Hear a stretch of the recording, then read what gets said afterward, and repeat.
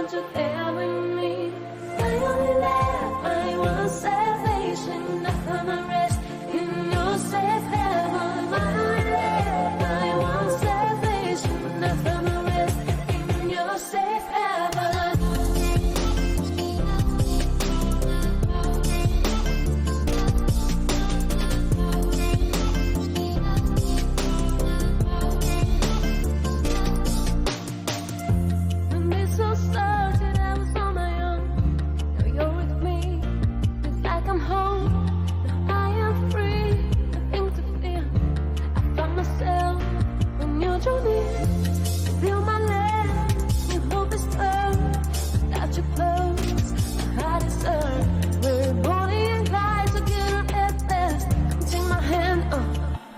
Get the best. Baby, I'm coming, this is reality. Every choice that I make, I want you there.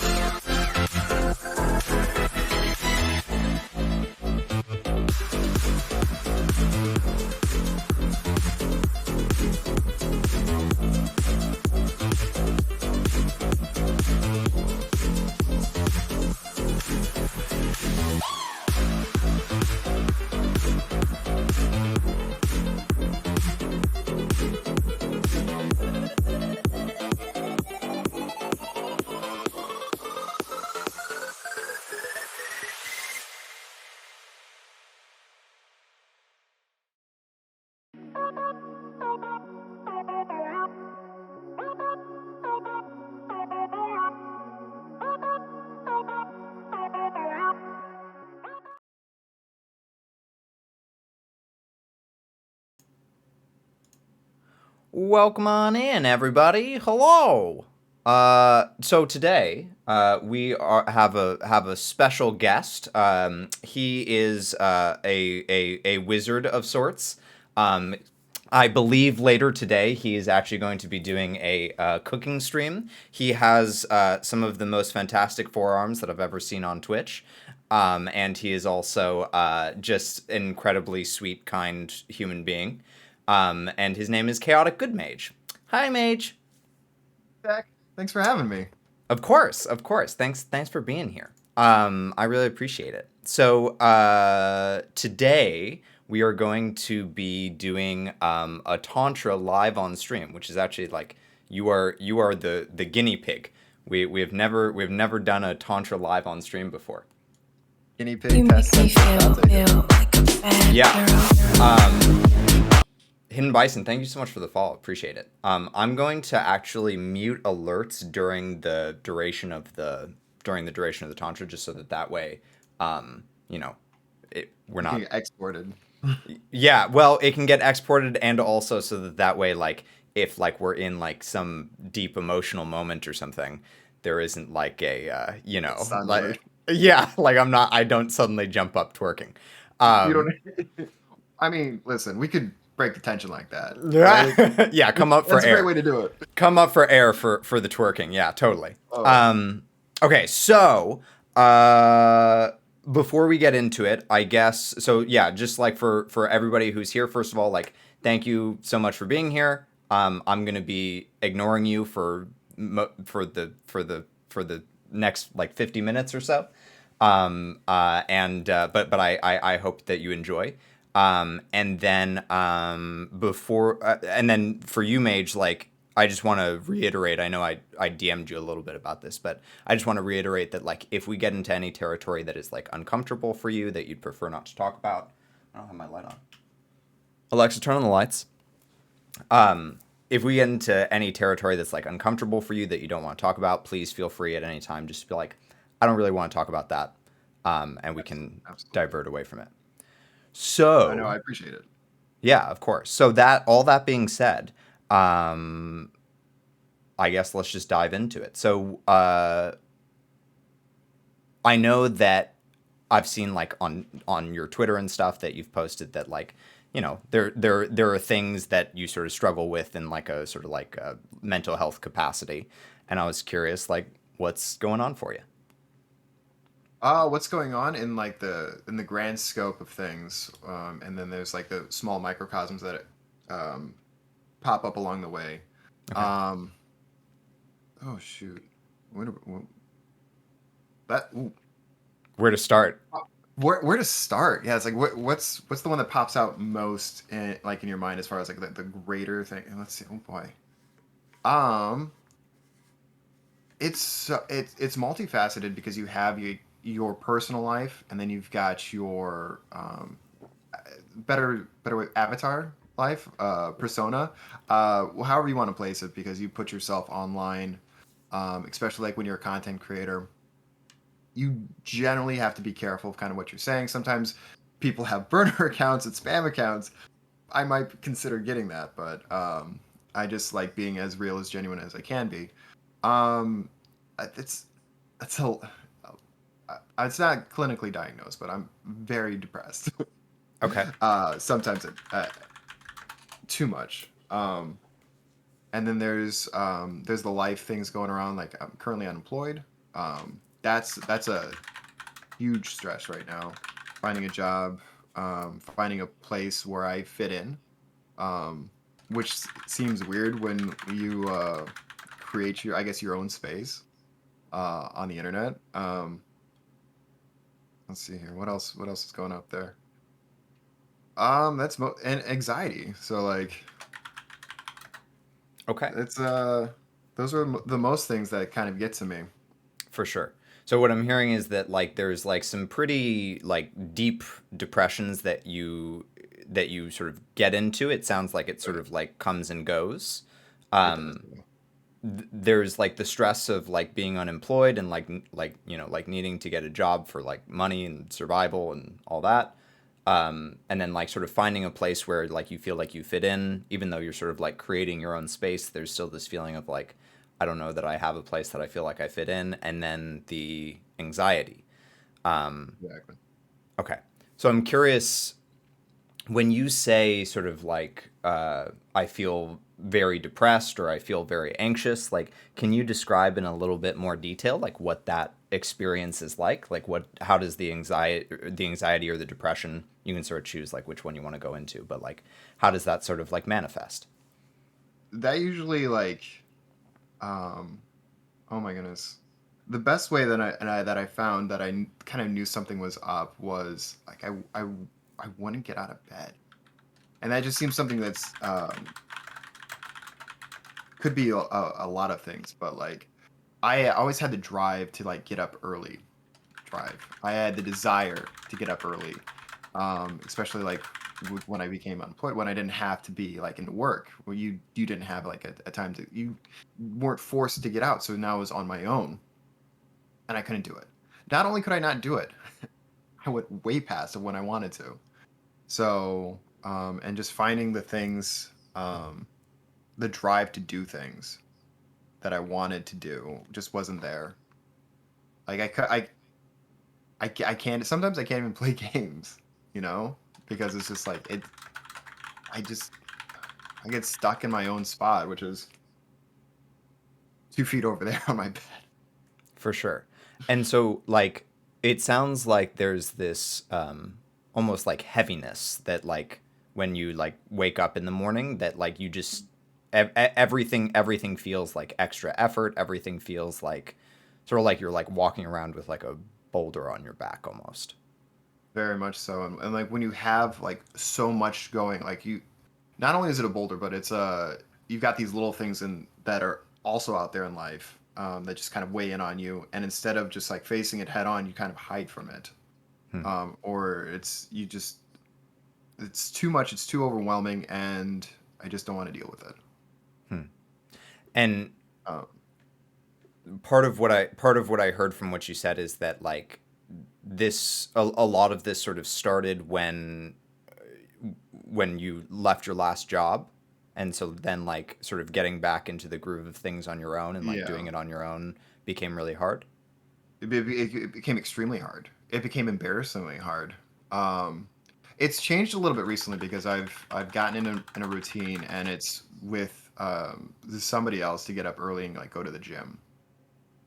So like now that I've got it's that carrot that's dangling out there for me. It's like I'm gonna disappoint somebody as well if I don't get up. Um, so that's actually been very helpful in helping me kind of get back into a schedule. But like I'll also try and do things, or I want to do things as far as like content creation is concerned too, um, because I've got the I've got the time, and if it's something that is going to be meaningful and rewarding for me, I want to dive into it full on. And like it's daunting, and I just don't start it. I just Hmm. don't start it. Um the manifestations of that I've been paying for Adobe Premiere for 3 months and I haven't touched it. So like that's something that comes in, as well as I like to bake things for people. I like to make things, and I'll buy the stuff, right? I'll get the stuff, and then I just don't do it, Hmm. and then it goes bad because it's like fruit and stuff like that. Yeah. And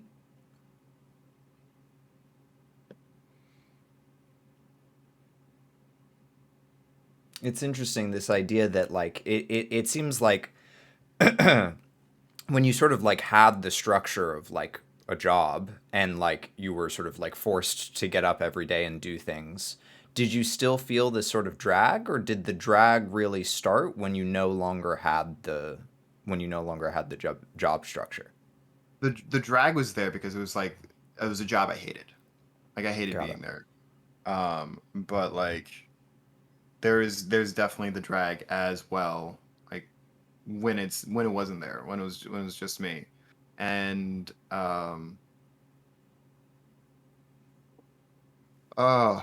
guess the best way of putting it was, I became my own sense of agency. So like all of a sudden, like it was on me, like everything was on me, and I didn't know what to do, and I just couldn't. I just couldn't do the things like the brain said, "Hey, we need to do this, this, and this," and I'm like, "That's perfect," and then like it it just wasn't there, and like as time goes by, you start finding yourself in crunch time, and then even though there's that pressure of crunch time, sometimes it doesn't come up. It's like it just the drive isn't there to get going into that. Yeah. So can you help me understand, like, it sounds like, sometimes it's like I call it like the dirty dishes effect, where like you have like a pile of dirty dishes and you're like, oh man, like I don't even know where to start. Sometimes it's that. But it sounds like for you, like your brain sort of lays out the options. It's like, hey, like, here's what we need to do.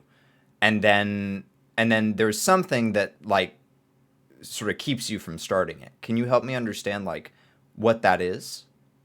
Is yeah. And I'm kind of gonna go harking back to like my old therapy sessions, that I had with my counselor. For sure. It might be, a fear of failure, also perfectionism. So like if it's not perfect, I don't like it. Um, and then if I can't do it well, it can't be perfect, then I won't do it. I see. Um, so I think that's might be like a good starting point. Got it. So it sounds like sort of like perfection paralysis, where like it's like I need it to be perfect, and because like it's a new thing that I'm trying and it's not going to be Yeah, perfect the first time, I can't do it. There's too exactly. many like there's too much fear of that, like it's not going to come out perfect, and like I get paralyzed in that. Exactly. And I tell you what, I have choice paralysis like nobody's business. Like if it could be like a few things like what do you want, for like pizza, and I'll have I don't have an absolute favorite, um but um if I have options in front of me, I just don't know what I want, and I was like, oh boy, I can't make that snap decision because I have to think through and analytically go like which one is my favorite, which one am I going to get the most enjoyment out of, which one is going to be like the most cost effective.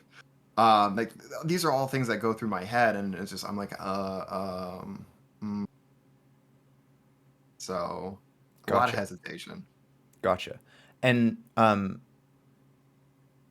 Mage, where do you think that you learned that things have to be perfect?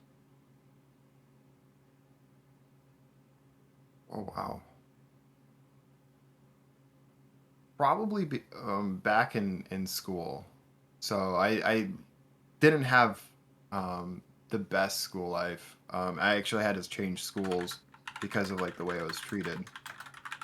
We ended up actually lying about our address for a few years because I had to get out of a school system, What happened? and it was a very niche community, and I was different. Um, So, like in the beginning, I was bullied because of my glasses because I was a kid in the early '90s with insurance that will only pay for '80s prescriptions, and I'm very blind. So, I had literal Coke bottle lenses, and kids of that age just held on to that, and it didn't lead to a good social um, or friendship building. And then it just kind of snowballed with there when the people that I did end up with weren't the best people. Um, so in order for me to stand out, I need to do something very well, very very well. Um, and that's just kind of I think that's probably where it came in because it had to be great, it had to be stellar, it had to stand out. I couldn't be mediocre. How are you feeling right now? How am I feeling right now? Yeah. I mean, the jacket's a little warm. Okay. Um, but Okay. um, I'm feeling great. Okay. So what I'm hearing you say is that like when you were in school, you were pretty Mm. severely bullied to the extent that you actually had to sort of like change schools and like lie Oh yeah. about your address. And because you were sort of severely bullied and because you didn't like fit in with the like the clique or the niche or the norm, you Yeah. had like everything that you had to do had to be perfect because if Mhm. it wasn't perfect, then like you weren't going to fit in. Like it was Not only was it I was the not going only to I was going to be ridiculed more. So right. if I were to draw something right and it wasn't like stand outish, they would focus on the imperfections. Yeah.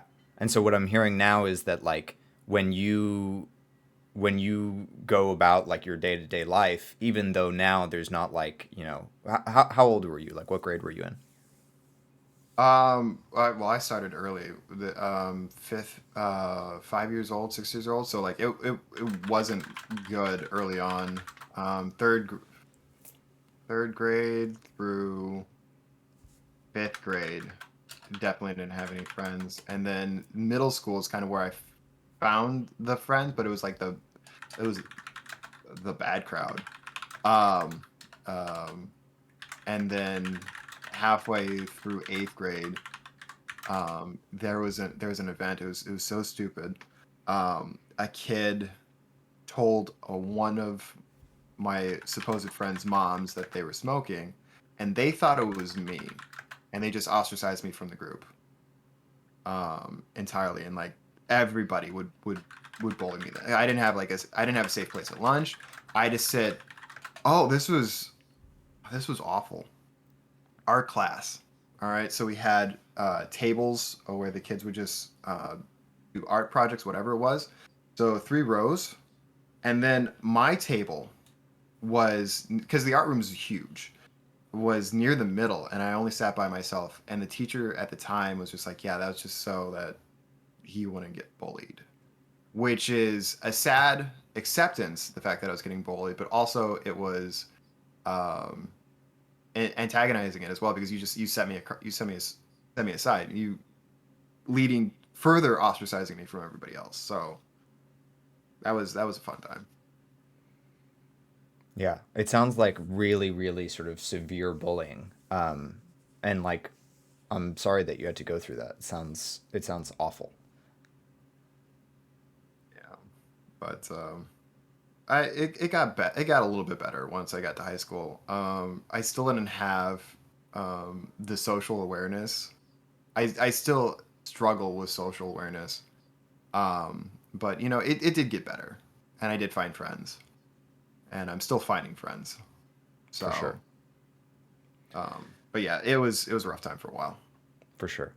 And it makes a lot of sense that now, as you go through life, even though, there aren't these third graders anymore that are like ridiculing you for, like all of the little imperfections in what you do, it makes sense that like you learned a lesson back then that like if things weren't perfect, you were going to get ridiculed. Mhm.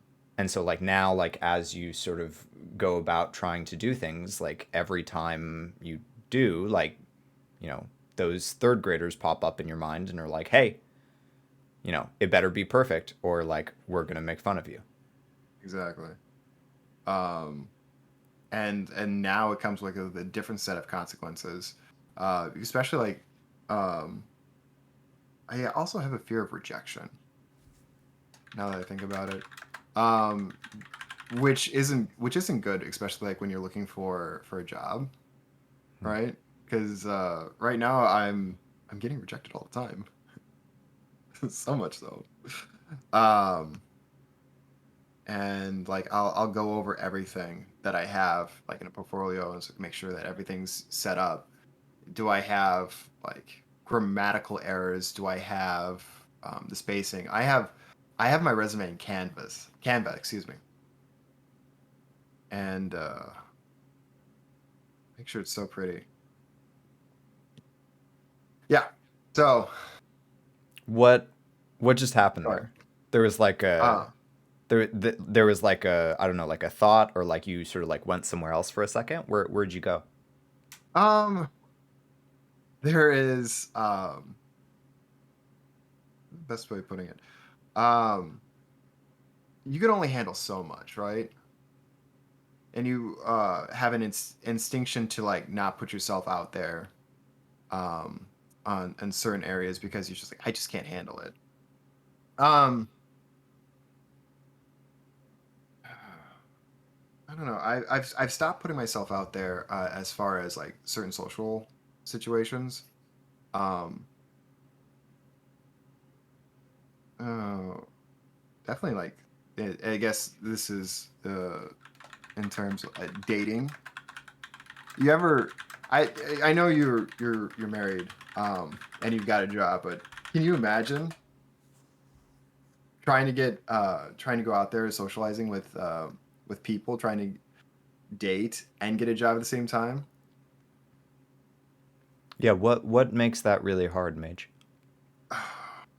Because it's you're putting yourself out there emotionally on multiple fronts, and it's taxing.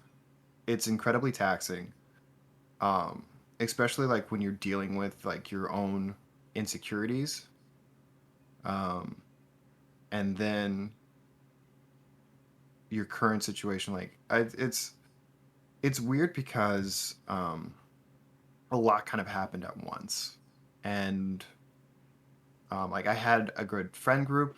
I still have a good friend group, but I feel like I don't have the support that I. Nah, I'm not gonna say that. I don't know. I So don't know. It just becomes a lot. It's become a lot. It's become a lot to put myself out there. I want to sort of like check in on something. Okay, sure. Sometimes there's things that we logically understand aren't true, Hmm. but emotionally they still feel true. Yeah. And so like this like I always want you to feel comfortable to sort of like express the like emotional truth even if you know that it's not logically true. So like a good example of this is like a lot of times with parents, people will like, they'll understand that their parents did their best and that, like they tried their hardest and like that they did everything that they could for them. And at the same time, like emotionally, like there was something missing there or like. Okay. So like, is something like that coming up for you right now, Mage? As far as like, um, repeat that one more time. Yeah. So the reason that I'm bringing this up is because what I heard you say is something along the lines of, I feel like I don't have the, I don't want to say that. And I don't know if that was like, you just realized that that wasn't actually emotionally true for you, or if it was that like your logic brain sort of took over and was like, no, like that's not the case. Logic brain. Um, okay. Yeah. So Yeah. what was that sort of feels emotionally true for you, but that logically isn't? Are you comfortable saying it? I, yeah, I am. I know my friends care about me. Like I know they do. Um, but emotionally, like you'll pick up on like little things, like not included on like a group text, or they used to invite you and now they don't, which it could be. And I know like there's reasoning behind that because they know like I don't have the support financially that I used to. But It still it hurts.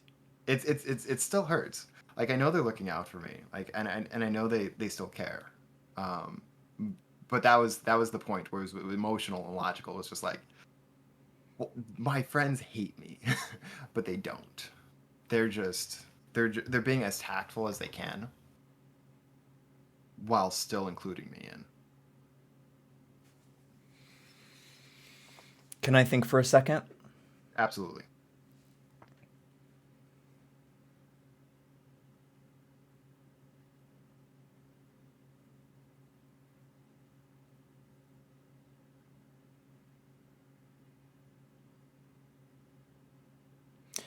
It really seems like a catch 22 because, you know, there's this like perfection paralysis and like fear of rejection, and then, you know, the thing that would help a lot with that is to sort of like have like, you know, a job and everything, but like in order to get that, like you have to overcome the like fear of rejection and perfection paralysis and all of that. Yeah. um and it sounds like you feel sort of trapped. I'm yes. Very much so.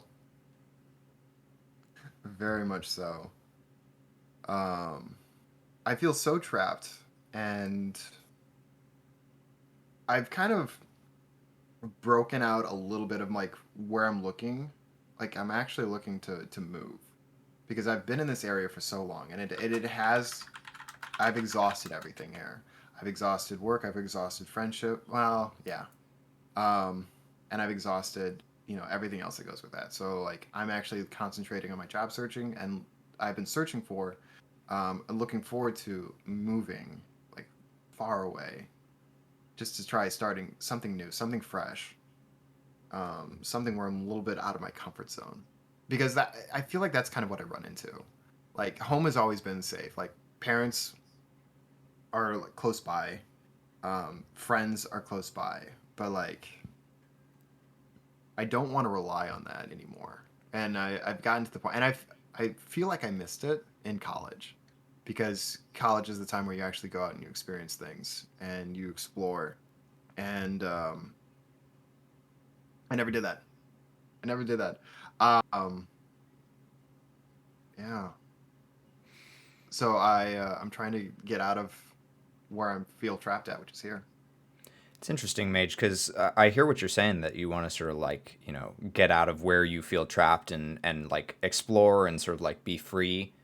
Mm, And at the same time, a big part of what I'm hearing about sort of like your experience growing up is that like it sounds like you never really had anyone like look out for you or like take care of you, like not in regard to I don't know about sort of like your home situation, but like in terms of like what happened at school with like the severe bullying, like there wasn't anyone that sort of like stuck up for you or like, you yeah. know. Um, and if you want a little sense into home life, this might be more clearing as well. I was actually kicked out at 19, which my parents were going through very uh, the, in and out of separation. The one thing that they could actually like agree on was the fact that I was an awful son, effectively. Even though I was 18, 19. For a graduation gift, my parents got me suitcases. That was the one thing that they got me. It's like, hey, it's just for when you get out of here. And by 19, um, they actually threw me out using those same suitcases. Um, and I wasn't doing anything wrong. I was working and I was in college. Um, but I wasn't good enough. I, I wasn't good enough to be there. Oh my goodness, 19. I got a bill in my birthday card from my mother for living there.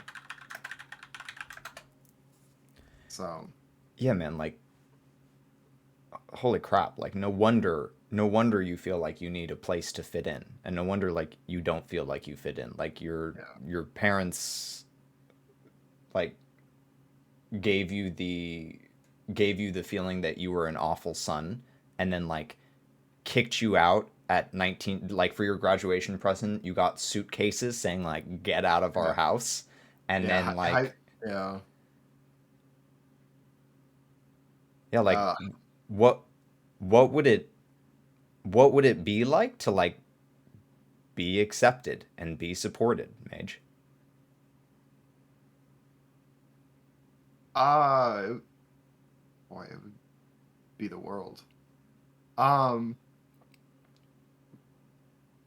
I've I felt invincible for a while when I had um the support of somebody close. Um, and it actually kind of relayed, and I mentioned this before in streaming. Um, and that was I was feeling very low. And then I had a partner actually stop in on like one of my lowest days, and they came back like the next day, and they kept on coming back. I eventually was on the team, but like just having the support of somebody, it just it gives you confidence, and confidence is dangerous. Arrogance is more dangerous. Confidence is something that um, it just allows you to do so much. So what's Um, dangerous about it? what's no, no, arrogance? Arrogance is dangerous. Confidence is not dangerous. Confidence is also dangerous because it allows you to step out of your comfort zone. I'm sorry, arrogance in my mind allows you to go too far. I see. So like the danger of confidence is that it will go too far and become arrogance. Yeah. Um. It. Yeah. Yeah. I would say yes. Is there more? Is there something I'm missing there? No. Okay. I right now my brain's a little bit all over the place. You doing okay? Oh yeah, I'm doing fine. I'm feeling fine. I got a little like I got a tinge emotional there. I don't know if you caught that. I had to compose myself. I'm doing fine. Don't worry about it. But What kind of emotions are coming up for you?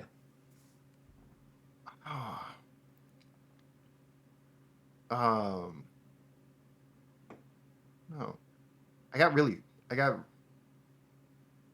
sad. I think because I felt it in my eyes, and I could hear my voice shaking. So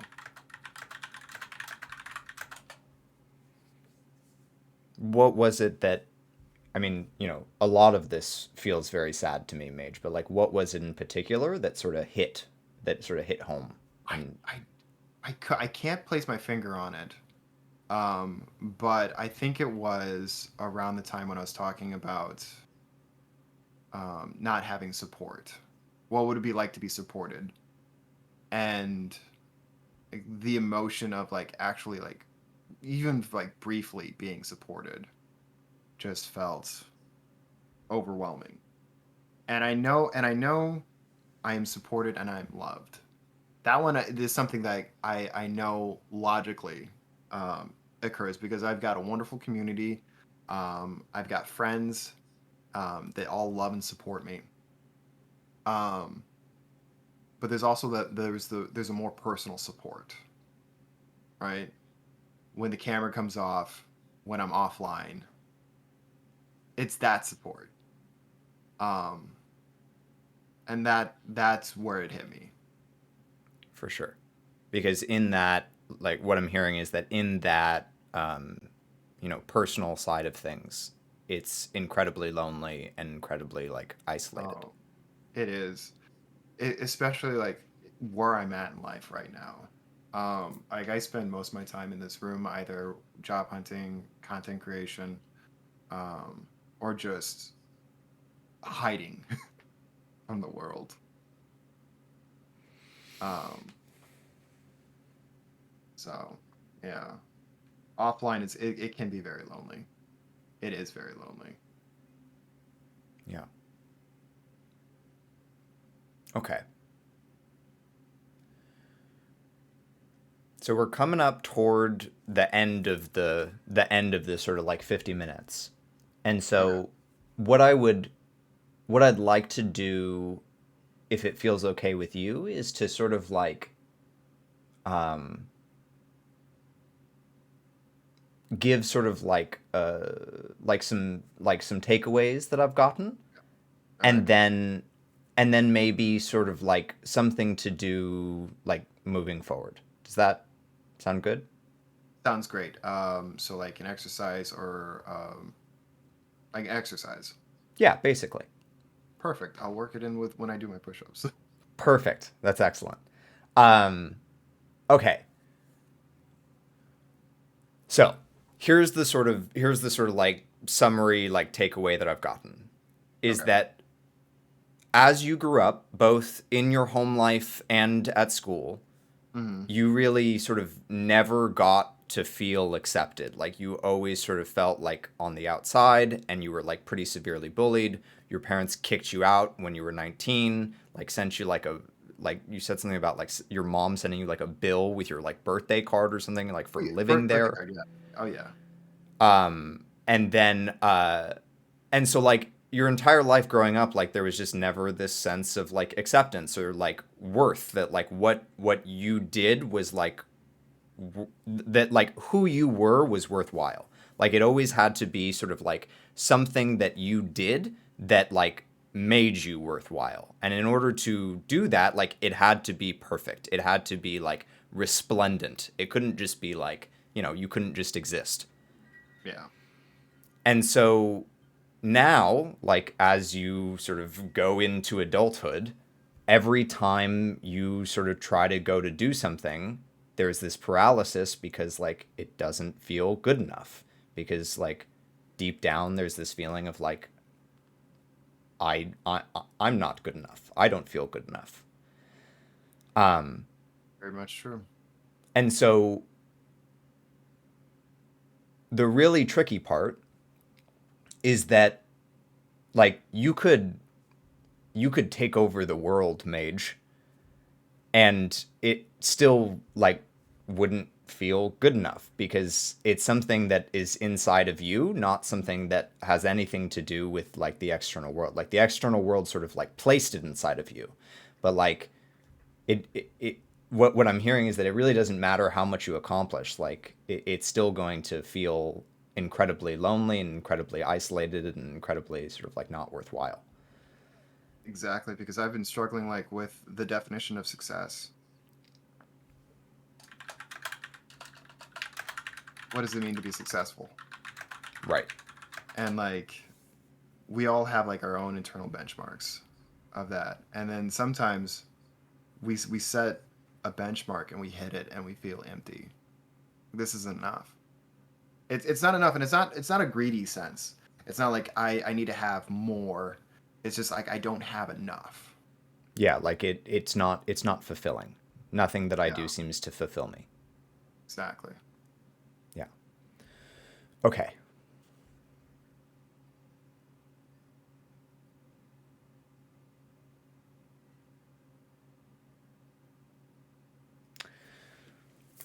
So, here's what sort of comes to mind about this.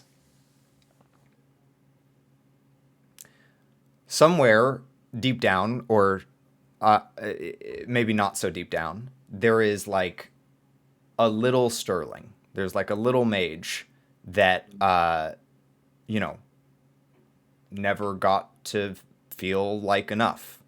And every time you do something, that little mage pops up and says like, "Hey, you know, don't you dare feel like enough, because if you do, like you're going to get ridiculed. Like it has to be better because it always had to be when you were growing up." And that little mage really needs somebody desperately. And so my sort of suggestion for an assignment is to sort of like almost like a meditation or like a role play, sort of Right. like go back to that little mage and like have a conversation with him and sort of like be the parent that he needed at the time. So if it's okay, I'd like to sort of like walk you through this exercise real quick so you can sort of like experience it. Are you comfortable with that? Absolutely. I'm just changing my position because I've been sitting crisscross applesauce the whole time. For sure. Okay. Okay, so first things first, sit up straight. You already have great posture, but and then close your eyes. All right. And then I want you to visualize Little Mage in as much detail as you can. So, like, how old is he? Like, what is he wearing? Where is he? And Um, let me know some of those details. sure, sure, sure. So I have glasses on. I've got um, an awful bowl cut. Um, I'm probably in third grade, third, fourth, fifth grade. Okay. Um, and I'm on the rocks of the river because I live near the Mississippi. Um, and I'm walking. I'm walking by myself. Okay. Perfect. So I'm gonna call this little mage 8 because I think he's probably about 8 years old. Does that sound right? Eight, eight is good. Okay, Yeah. cool. Um, okay, so now what I'd like you to do is sort of imagine that like current mage just sort Hmm. of like walks up beside him Okay. and uh, like ask him if it's okay to talk with him for a second. Let me know what he says. Absolutely. Um,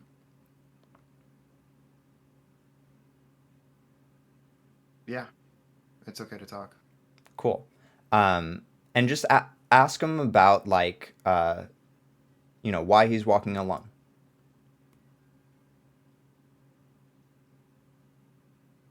It, it's um, it's it's it's better this way. Um,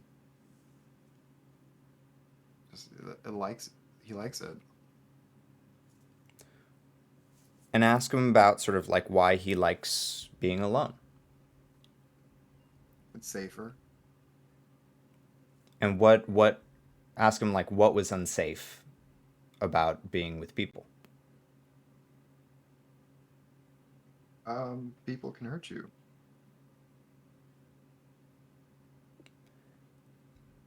Ask him about sort of like how he got hurt by people.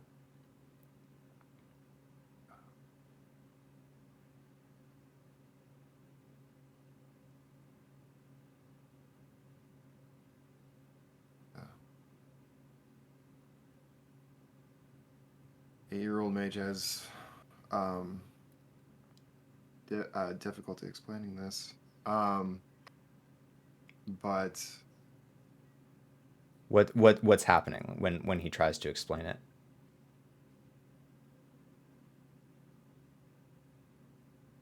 He just doesn't.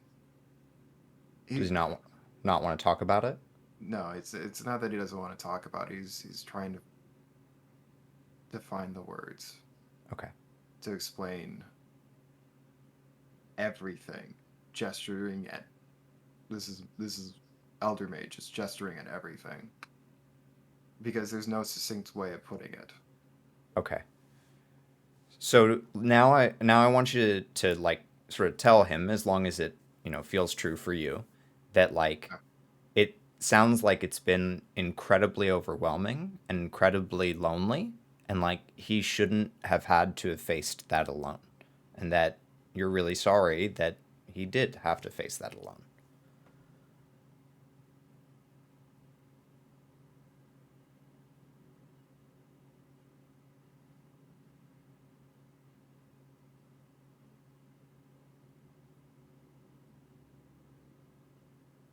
Did um is it okay that I told him it gets better? Does it? It does. I How did he react? smile.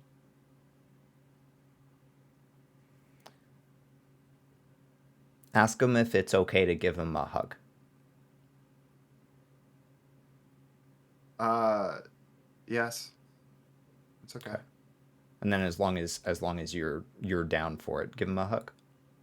Absolutely.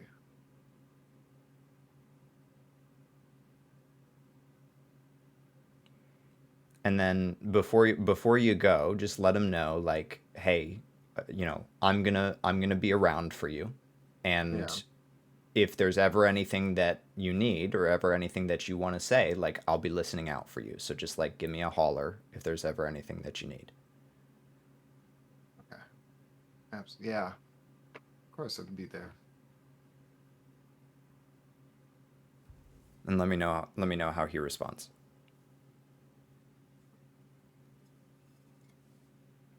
Um, I don't know if you know this. Cell phones were widely available when I was 8. Okay. How, how do I communicate that I'll be there for Is him? are you wondering like how he'll like let you No, know, that's or yeah. He doesn't know anything. gotcha. Okay, so let him know that like you two sort of like have a connection, and that like Okay. you can sort of like in a very magical way, you can sort of sense him. And so like when he Okay. needs you, like he can just sort of like uh you know think think hard about, sending you a message, and you'll receive it. Hmm. Okay. That's pretty cool. Yeah. That's the response. Cool. Awesome. Does he feel okay if you sort of, like head off for a little while? Oh yeah. Yeah. That's Okay. absolutely fine. Cool. There's Um, there's a bridge to walk over. Perfect. All right. So whenever you feel ready, take your time, but sort of like come on back to us. All right. Um, how'd that feel? Weird. Weird because you have like the manifestation or um everything that you thought you were back as a kid. And like it's the moment that just sticks out at your mind, and simultaneously you have the mindset of this person and yourself. Totally. Yeah. So what in my experience, both personally and with other people, what tends to happen is like once we sort of realize that this like little version of ourselves is still like very much sort of like active inside of us, you'll start to like hear him a lot more. Like you'll start to notice that he pops up a lot more. So like for instance, when you get up in the morning and you're like, "Oh, like I should work on some like, stuff on Adobe because I've been paying for it for 3 months and like I haven't done anything with it." All of a sudden, like you'll hear 8 pop up and be like, "Don't you dare." Because I've been there before and I know that if we start, we're going to get ridiculed for starting because it's not going to be perfect. Yeah. And in those moments, you can sort of sit down and like have a conversation with him and say like, "Listen, like I totally get it. It sounds like it was super super hard and like people ridiculed you and like made fun of you, but like that's not the case anymore. Like like we're safe now and like I'm going to take care of you." And just sort of like, have that conversation with him. And I want to warn you that for like quite a while, he probably won't believe you and won't trust you. But the more that you can sort of like prove to him that you are trustworthy and that you can take care of him, the more he'll sort of start to like trust you and integrate in. Does that make sense? That makes sense. Yeah. Okay. Any Coming, like, it's go coming to ahead. terms with like with your own, and this is probably putting it in the wrong basket, but your own insecurities, Yeah. correct? Yeah. And trying to move past that. And I think that one of the really important things to acknowledge is like that those insecurities are actually something that developed in order to like protect you and keep you safe. They were like a tool that you used in order to survive. It's not like they're just some like big bad monster that holds you back. It's actually that they are what saved you. Mhm. Uh, is that a tremor response or am I equating it What wrong? what do you mean by trauma response? So as a way of dealing with or mitigating, um, putting yourself through something, Exactly. So because it's how you respond to something. exactly. Yeah. Well said. And so basically what this exercise helps to do is it helps to instead of what a lot of people will try to do is they will try to sort of like fight against the trauma response and treat it like a monster that they're having to fight. Oh, I think that you'll like this one. One of my like coworkers, he talks about how a lot of the time it feels like you're fighting a dragon, and he says that what he tells a lot of his clients is that like you actually need to hug the dragon because fighting the dragon, like, sure, like you might win some of the battles against the dragon, but like you're gonna get burned a whole lot. Whereas like if you start to hug the dragon, all of a sudden it's a very very different situation. And so in a weird way, you're sort of taking the dragon and transforming him into a little boy. Okay. I actually have a similar story, and this seems like a digression. There's actually it's a story called the 51st Dragon. It's a Shoot. short story. Um, this knight is trying to make his way, and he can't fight, or he can't slay a dragon. And this I think wizard gives him like this magic word, and if you say the magic word before you do it, like you'll win. And he does this, and he becomes this heralded hero. And he comes up against the 50th dragon, and he says the word, and the dragon's like, "What are you doing?" He's like, "This is my magic word. This is how I'm going to defeat you." It's like that's gibberish. That's nothing. Um, the wizard gave him like this. It's like Michael's secret stuff from Space Jam, Totally. It's placebo. and it is. Um, and he's like, okay, whatever, and like that breaks him, and he doesn't have that again, and he gets felled by that 51st dragon. Yeah, totally. And so, yeah, in a weird way, I think that, like, to sort of like go off of that story, we sort of turn the things that, because what happens is over time, like we have these things that help us to survive, that Yeah. are adaptive, and then over time they become what's called maladaptive. So they sort of stop helping us and instead start to hurt us. Hurt us.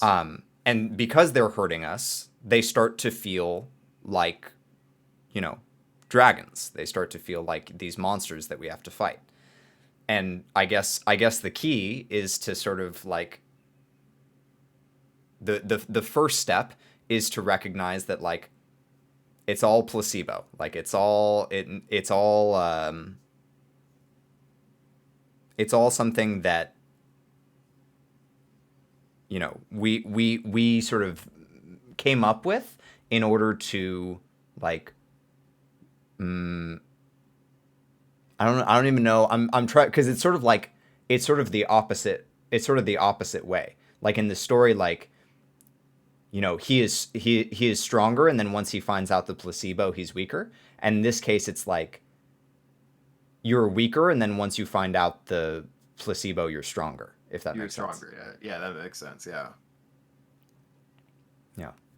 Anyway, so with that being said, this is something that like you can sort of like I said, sort of do on your own. So like whenever you sort of like feel this come up, instead of being like you know, I imagine some of the dialogue might be something along the lines of like, oh, like why can't I do this? Like this is so frustrating that like I can't get up out of bed, I can't work on Adobe, I can't job hunt, etc. I can't, you know, work on content creation projects.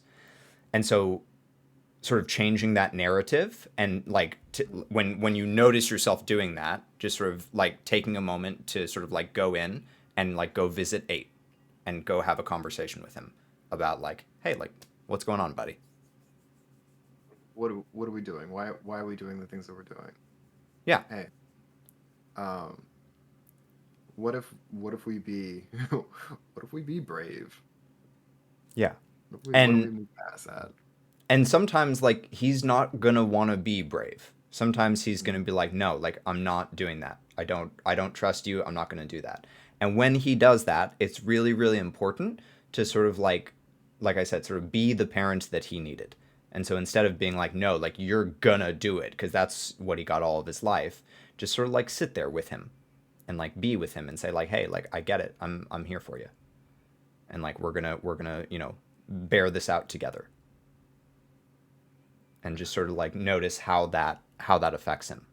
And like I said, over time he'll start to sort of like quiet down so that when you know, get up out of bed and go to do something, you won't hear his voice so loud anymore. And he'll sort of start to integrate in. And for the record, I would say just to sort of get like a marker, Mage, is this something that you sort of experience and go through every day, or Every day. most? Yeah, Every day is every day. I would say, if possible, I know that it can be tough, but I would say that seeing a, you know, like a psychologist or a therapist is something that, like in your case, I would recommend, just Yes. because this isn't something that you should have to bear alone. I do think that, you know, like if you decided that, you know, like this was really good for you and it's something that you're interested in and you wanted to continue to work together, I do think that it's something that I could help you with. But I would also suggest, like, you know, a licensed professional, just because they're sort of more trained to deal with things like, you know, depression, anxiety, and things like that. Um, the it was while I was employed, I think it was an EOS. No, no, that's EOS is my camera. EAP. EAP. EAP. I don't know what it stood for, but it's like, hey, you can go see like a therapist, Mm. a psychologist 5 times a year. Five times a My year. Oh God, Yeah, 5 times that a year, hurts. right? um, that's like once every 2-ish months. Um, my old psychologist was a family psychologist, and um, we Employee always like assistance program. yeah, okay, yeah. Um, so we went with my family, and that didn't really work all that out. I Because want you to went by didn't myself. you Yeah, you didn't really have the space to talk about what you needed to talk about. No, I couldn't. Right. Um, and when I was more alone with him, it worked well. But he was out of the network, and then the person that I found, finding a good therapist is important because while they all generally are trained and they go through the same things, it's the personability Totally. that can change. And the one that I found just didn't have it, Yeah. which was my Really network and well close said. by. Yeah, because a lot of the time, one of the things that I say to a lot of people is that like finding a good therapist is sort of like dating. Like you have to like date Yeah. around in order to like Mhm. find the person that's the right fit for you because like they could be a great therapist, but like they're just not a good fit for you. Yeah. Um, so yeah, And even like my therapist friends have therapists. So like I would definitely of course advocate for anybody going to see a therapist just because totally. you never know what you're working through. But yeah, I would like to find one. But of Yeah. course, given the situation, I don't. It's kind of hard to come by. And here's one of the really amazing things that I just noticed that I want to point out, Mage, is that even though like throughout your entire life, like you have been sort of, exiled and sort of like outcast and like never really felt like you were able to fit in, like Hmm. in this moment, in this like very vulnerable moment for you where like you just sort of like, talked about a lot of stuff that's very personal and sensitive for you, like you're still sort of like seeking to like caretake others, that like you're still sort of like saying like, hey, like y'all should, anyone and everyone should like go and like seek out a therapist. And that's really, I don't know, there's something really beautiful about that, that even with everything that you've gone through, like you still want to, you know take care of people. It's just who I think I've transformed into as a person. Because a lot of times people ask you the question like if you could avoid something like going through anything, just would you go through it again? Absolutely. Because at the end of the day, I still like who I am. Um, I still like the person that I've become, and thinking of others has always been on my mind because I've gone through so much. I don't want anybody else to feel alone or isolated or anything like that. That's So beautiful. I love that. I think that's really admirable. And I don't think that it's like, I don't think that it's easy. Given everything that you've gone through, I don't think it's easy to sort of like be the type of person that like wants to be there for others. So I just want to say that like, I don't know, that makes me feel very sort of like uh like I admire you for that. appreciate that. Um, so with that, are there any sort of like last minute like questions, comments, concerns that you'd like to sort of bring up or talk about? Nope. Um, I think I I think we've covered quite a bit. For Um, sure. it's it was a little bit of a roller coaster emotionally because all of a Yeah. sudden you're reliving like what finding the roots of things and sometimes those are buried for a reason. Are you okay? Oh yeah, I'm fine. I don't want to leave you sort of like Oh no. with like a I'm gaping bleeding wound, so to speak. oh no, I'm gonna as soon as we're done here, I am taking this jacket off because this jacket was a fashion decision and it's over the course of the You're all like, of a ah, sudden boy. your body responds like to in time and like yeah, it's Totally. like hey, we're going through some stuff again. Let's go ahead and heat up for no reason. Totally. Totally. Okay. Um, well, with that said, I want to say thank you for coming on. Like I said, I think it takes a lot of like bravery to just sort of like come on and do this. Not only like, a recording that is eventually going to be posted publicly, but like Yeah, of a live thing where just like there's no like cuts or like, it's just live. So I yeah, appreciate yeah, of you doing that a lot. course. Um, And like I said, if you would like to sort of like continue to work together, I'm gonna send you sort of like I don't do this every session, but like I send sort of like a summary of like Okay. what we sort of talked about, and then it has some like Mhm. information, and I'll DM that to you a little bit later. All right. Perfect. Yeah. Discord, because I'm pretty sure that's gonna be like a whole It's like list of I'll things just with send you links. like a link to like a Google Okay. Doc essentially. Oh, okay. Yeah, That'll work. yeah. All right. Well, thank you so much, and I will see you around for your cooking stream, maybe. All right. Yeah. Yeah. Shoot, I gotta go get ready for that. Do you wanna tell people like where they can find you and everything, like a little I spiel? I mean, If not, that's twitch.tv okay. slash. That's yeah. It's no. It's fine. It's weird when you have this like public persona. I've discovered, and I was a little apprehensive, just minutely about coming on here, but I know I wanted to. Like, hey, I, this is a very public forum, and you're being very personal. Um, so, but like, I'm gonna go and keep it that. I'm gonna keep it that. This is personal. This isn't public. For sure. So For sure. I'm not gonna shout myself out, obviously, Okay. even though. Sounds good. Sounds good. I understand that. And again, thank you for doing that. I really appreciate it. Of course. All right. All right. Have a great day, Mage. All right, you too, Tech. Bye. Bye.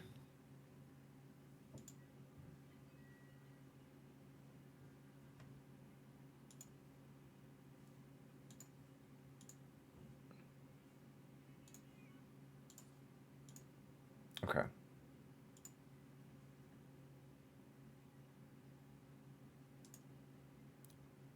Wait.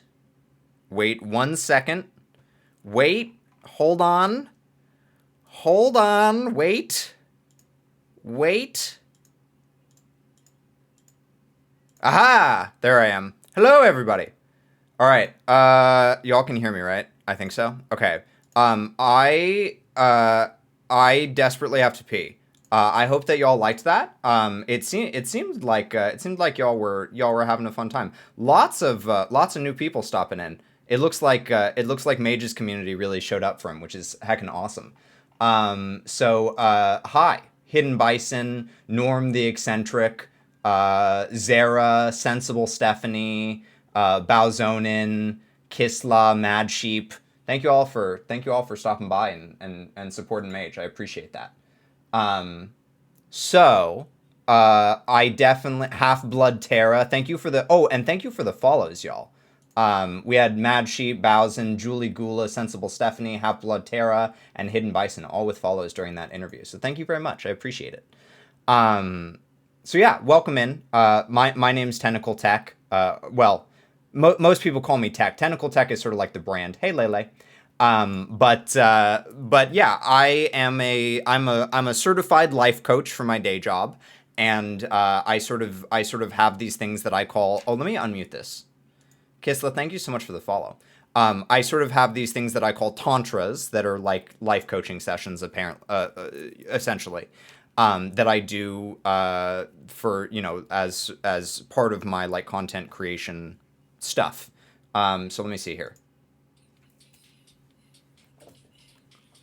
Oh, Kisla, thank you so much. Really appreciate the follow, and thank you for everybody for the follows. Thanks for making me feel like a bad girl. Appreciate you. So yeah. So if y'all have any sort of like questions, comments, concerns, please do like pop them into chat, and I'll be happy to like talk about them. If any of y'all are curious about about anything that we talked about, if you want to sort of know more information about anything that we talked about, please feel free to pop it in chat. I'm gonna run to the bathroom real quick, and I'll be right back. Okay? Because I desperately have to pee. All right.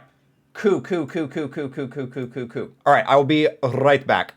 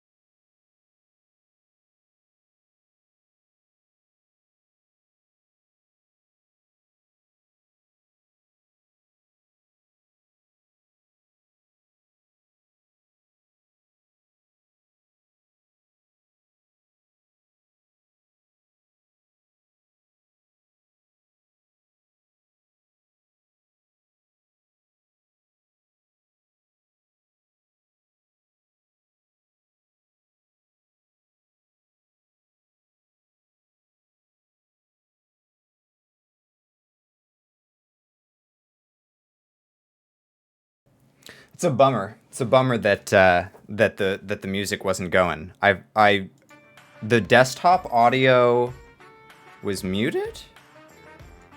How did the desktop audio get muted? I don't know. Anyway, I know that y'all were able to hear Mage during the interview at the very least, so that's good. Because otherwise, I'm sure that, you know, someone would have said something. So, yeah. Okay. But thanks for letting me know that you weren't able to hear the music, so I could fix that. All right. Welcome back, everybody. So sort of, I'm like switching hats and like switching gears real quick. Yeah.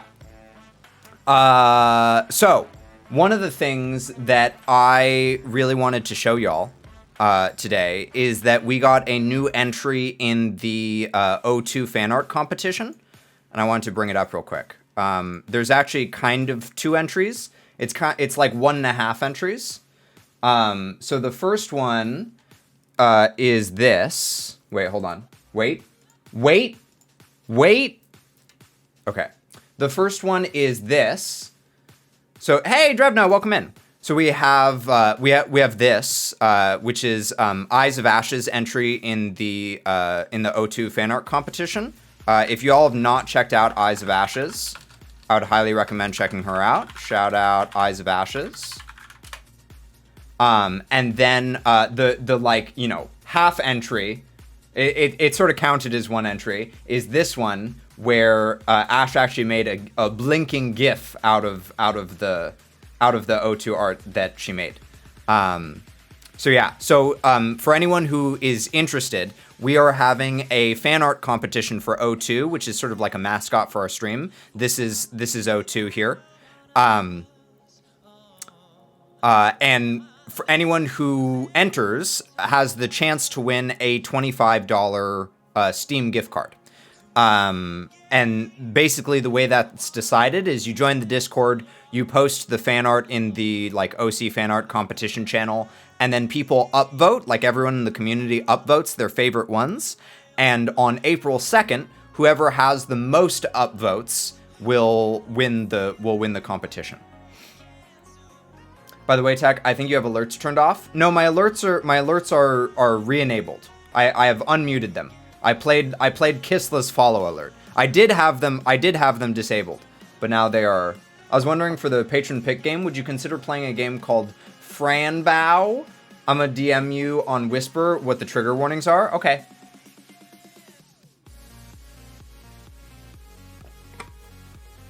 So yeah, be sure all of the different entries in the fan art competition are pinned.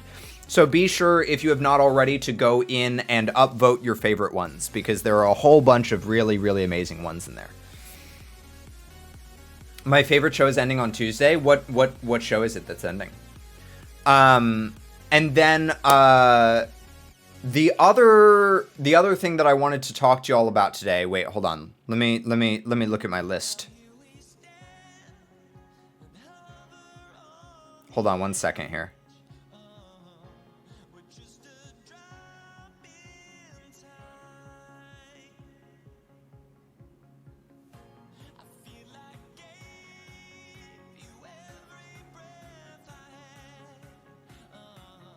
Sorry, I was replying to Mage real quick. Hey, Starving, welcome on in. Okay, so... okay. So, today, I've never done this on stream before. Normally, coming back in, but that was a really good tantra. Thank you, Pyro, I appreciate that. Normally, I do this at the Tentacle Town Hall. But the Tentacle Town Hall isn't for a while, and I kind of want to do it now. So we are going to, for the first time ever, crown 2 new mods to the stream on the stream. Like I said, normally we do it at the Tentacle Town Hall, but I don't want to wait for the Tentacle Town Hall, so we're going to do it now. So, the 2 new mods are I don't even quite know how to do it. I guess I'll sort of give my explanation of what being a mod is all about. So in a lot of channels, in most channels, I would say, mods are responsible for sort of like, you know, caretaking the stream and like, you know, helping the streamer to moderate the channel. In my community, that is not what mod really means. For me, mod is much more of a symbol of that, like, you are sort of a model member of the community. That you are like, sort of, when new people come in, they look and they see those swords and they're like, oh, like that's what model members of the community look like. And so today we are modding 2 more people, both of which really sort of exemplify that for me. And the really important thing when I mod people that I always say is, like, I don't want you to feel like you have any extra responsibility or that you need to do anything extra, because the reason that you're getting this is because you are behaving exactly the way that I would want you to. And so those 2 new mods are Worm Curse and Pidgey. And the only problem with Pidgey is I don't know Pidgey's full username. What is Pidgey's full username? I did not think this through. Wait. Pidgey, do you have your Twitch linked to your Discord profile? Jump to message. Do you have your Discord linked? It's Pidgey _. Is it double underscore? It is double underscore. Pidgey __. Mod Pidgey. There we go. Perfect. Oh, nope. Invalid username. Hold on. Let me try again. Mod Pidgey __. I hope that worked. So yeah. So we've officially crowned 2 new mods. Wait, hold on. I need like a fanfare. Hold on. Do I have like a fanfare?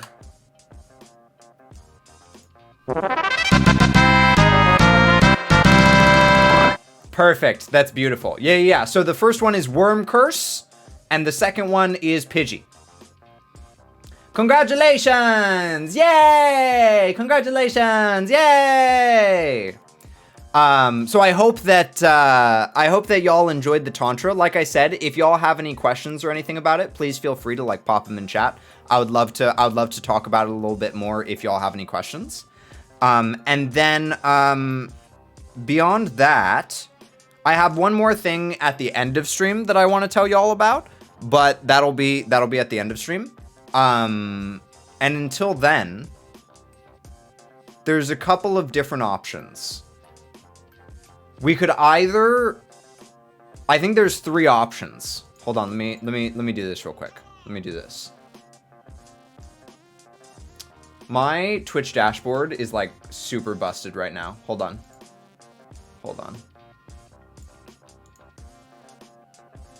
Tech, you know what's funny? You put in time and effort into your YouTube videos while I made a 20s poop post and it got 5K views. Yeah, Drevno, I need you to teach me.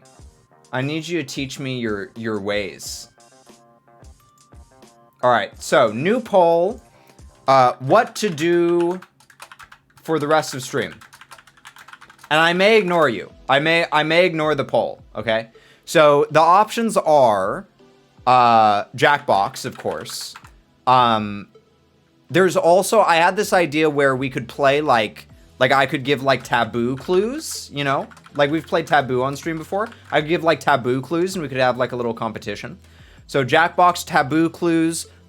We could play some like Rayman Legends, like we've done for the pre-show a couple of times. Or the last one that we could do is we could play more of the Sucker for Love game. Sucker for Love. Those are sort of the options that I'm feeling today. So let me know what y'all would like to. Current does not meet guidelines. What doesn't meet guidelines? Cthulhu game. Cthulhu game. Try that. There we go. It won't let me use the word sucker.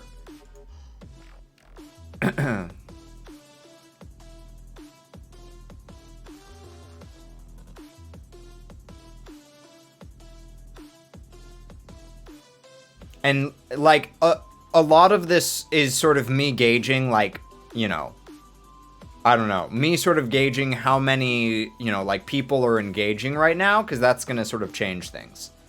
That's going to sort of affect things.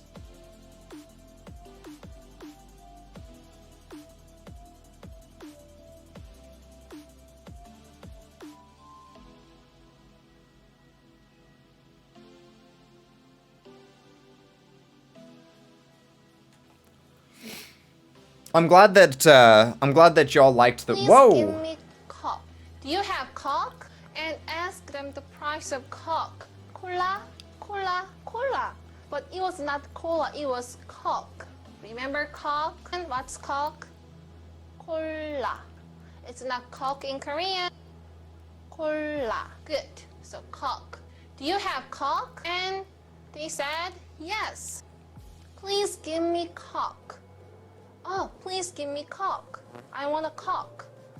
Beautiful. Absolutely beautiful. Thank you so much, Rachel, for those 303 cock biddies. Thank you for giving me cock. I appreciate that, Rachel. You're always looking out for me. Thank you so much.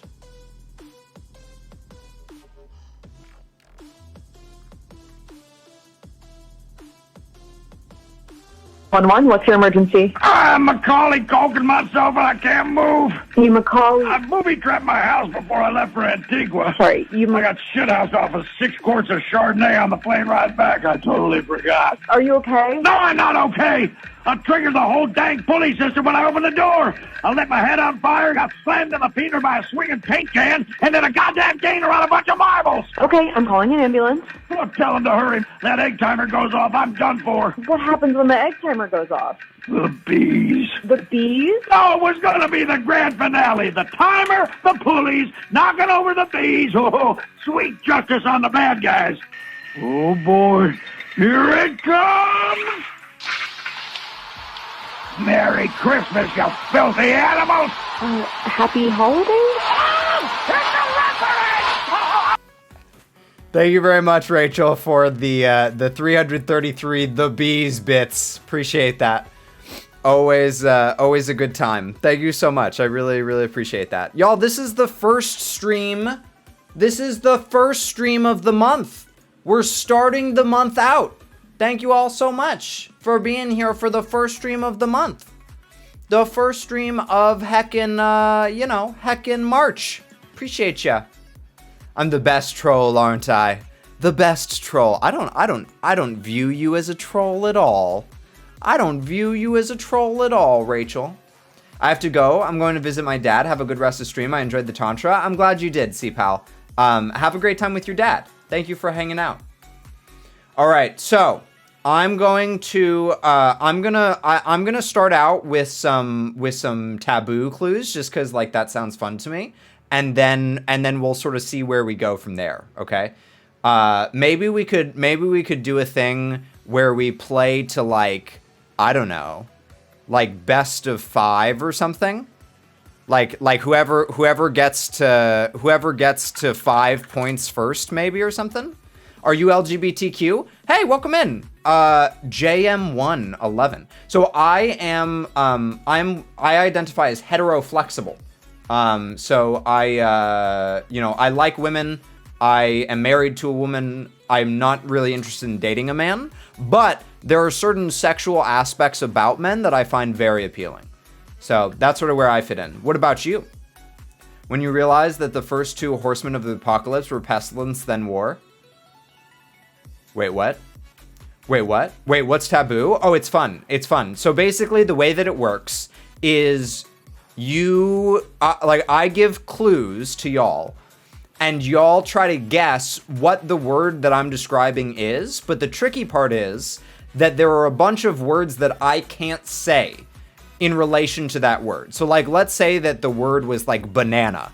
I might not be able to say the word fruit and then like a bunch of other words. I might not be able to say yellow.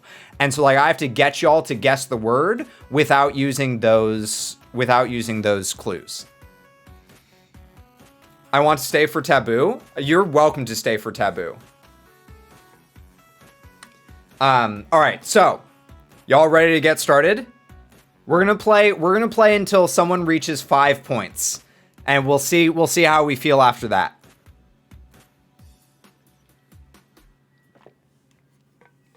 You ready? Okay.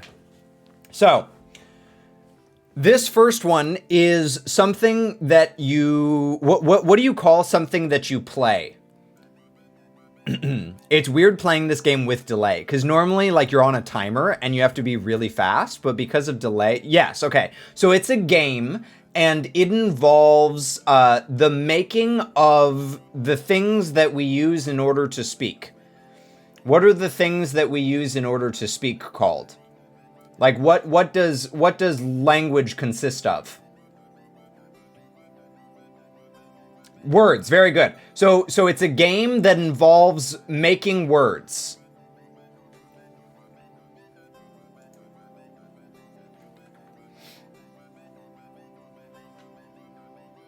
And it sort of like predates Words with Friends.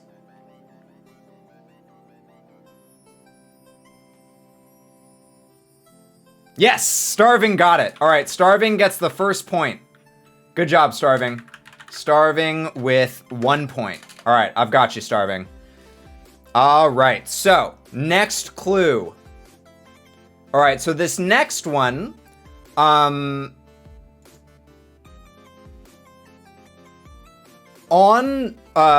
Valentine's Day is sort of celebrating this.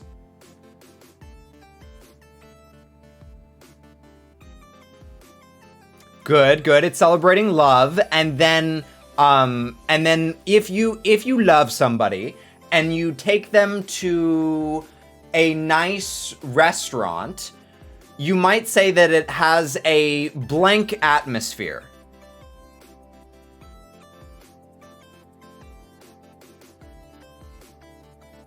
Romantic. There we go. Rachel got it. All right, Rachel with 1 point. All right, next up. Okay, so this is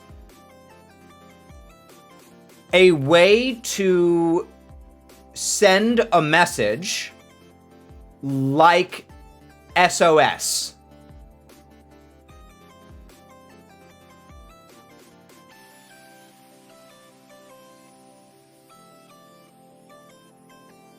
And there we go. Drevno got it. Drevno, 1 point. Ooh, Obi almost got it. Obi was right behind Drevno with it. All right. Next up. Okay, so this one, so you have hearing, you have taste, you have sight, you have what are those called? There we go. Starving got it. Starving jumped ahead. Starving got touch, which was correct. Good job. All right. Starving is at 2, Rachel's at 1, Drevno is at 1. Next. Oh gosh. Okay, so if I have 3 jacks and 2 tens, what is that called? Hey, Obi got it. All right, Obi with 1 point.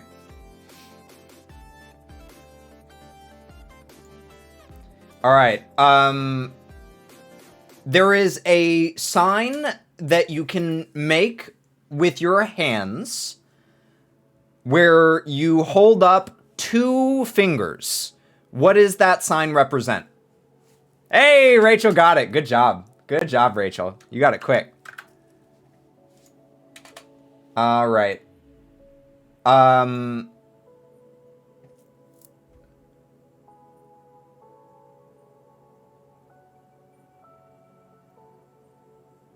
Okay. Your daughter's son is called your what?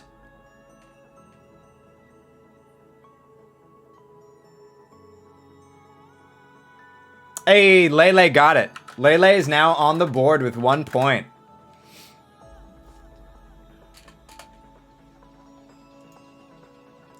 Okay.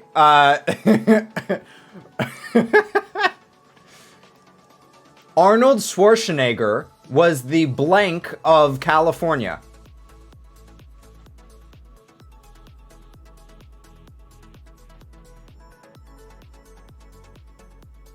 Hey, Obi got it. All right, Obi now has 2 points. Obi is now tied with Rachel and Starving for the lead. All right, next. Okay, so what is a really big hill called?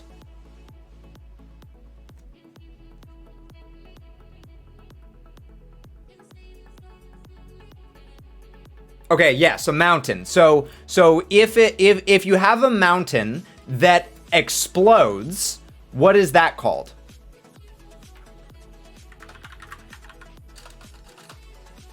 Hey, Pyro got it. All right, Pyro's on the board. All right,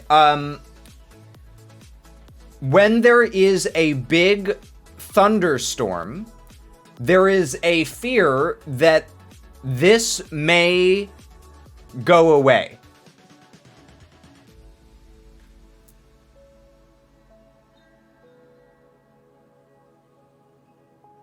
Another word for electricity.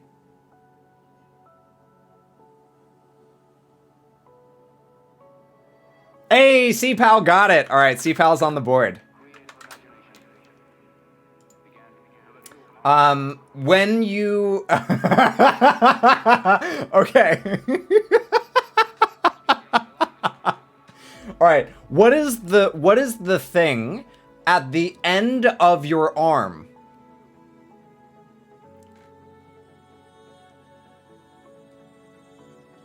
Okay, when you take your entire hand and you stick it up a woman's vagina, what is that called? Hey, Obi got it.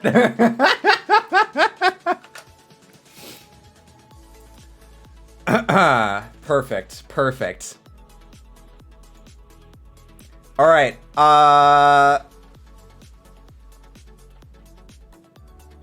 Jimmy Neutron was on what?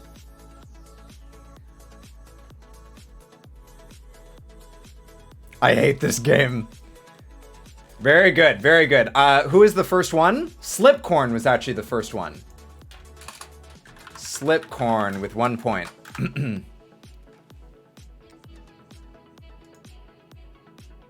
Okay, if you are a cowboy criminal, you might find yourself on this that hangs on buildings.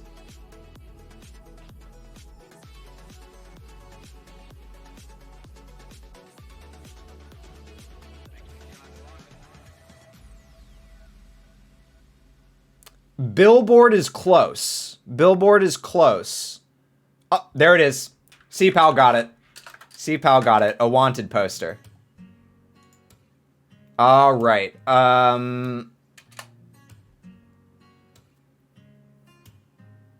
What is allowing me to stream right now?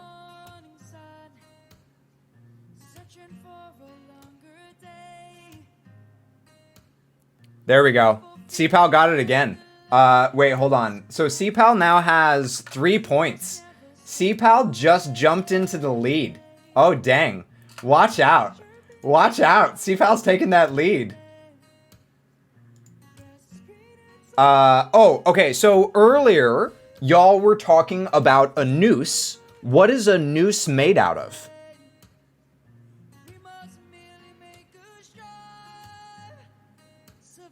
Lele got it. Lele now has 2 points. Ligma. It's made out of Ligma.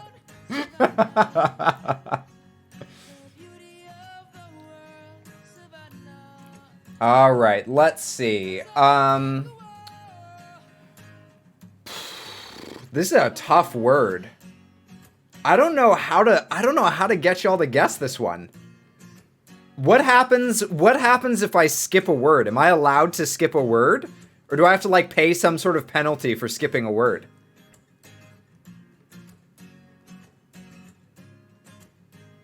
I'm not allowed? I'm not allowed to okay, all right, I'm not allowed to skip it. Okay. So, if something is not if the ground that you are walking on is not flat, but is instead what do you call that? If it's like at an angle.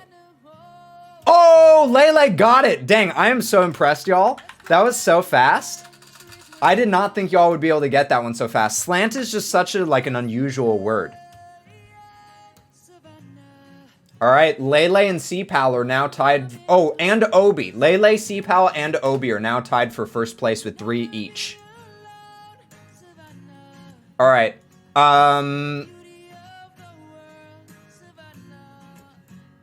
Okay, so the person that put the sperm inside of the other person is called your that created you is called your okay, good. So you have your dad, right? But then let's say that your let's say that they're only your dad through marriage.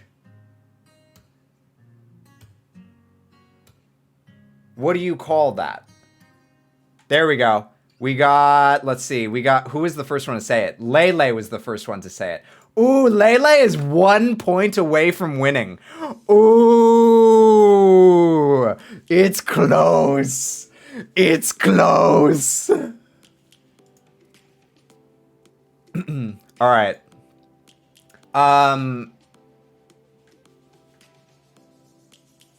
Okay.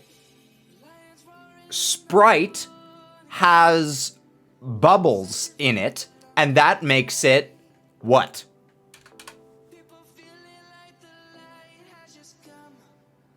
Hey, Rachel got it. Carbonated. Good job.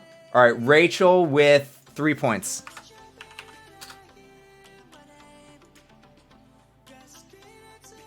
Ooh, okay. This one is... Do y'all remember the very first clue? Do y'all... Oh, what is Scrabble?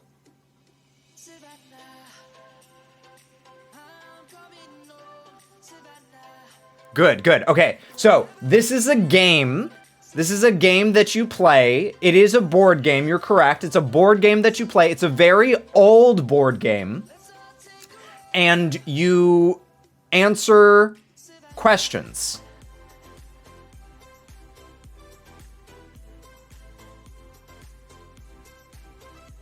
Hey, Rachel got it. Good job, Rachel. Rachel is now 1 point away from winning as well.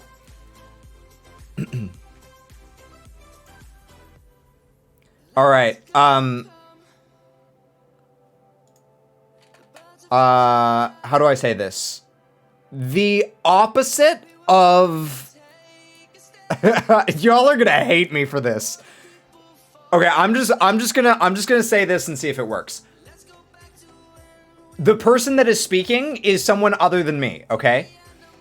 I'm not gay, I'm blank.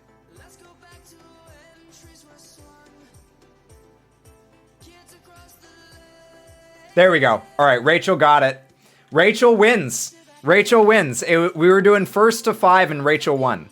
So now the question is, would y'all like to continue playing this? Would y'all like to do like, I don't know, like first to 10 or something? That's it, I'm leaving. All right, I think that we have to do another poll. We have to do another poll. All right, so what to do now? The delay is making me angry, totally. So continue taboo. Jackbox. Or Cthulhu game. All right, vote it up. I would, but I hate the delay. Yeah, I know. The delay makes it really tough.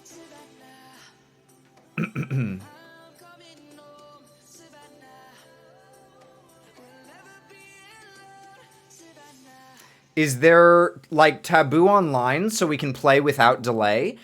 I think that we would have to be in voice chat in order to play it without delay. Because otherwise there's no way for us to give clues, you know?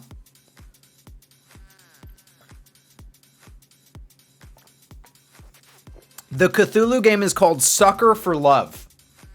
It's called Sucker for Love. We've played it once on stream before, but we haven't finished it. Let me see if I can show you a trailer. Sucker for Love trailer.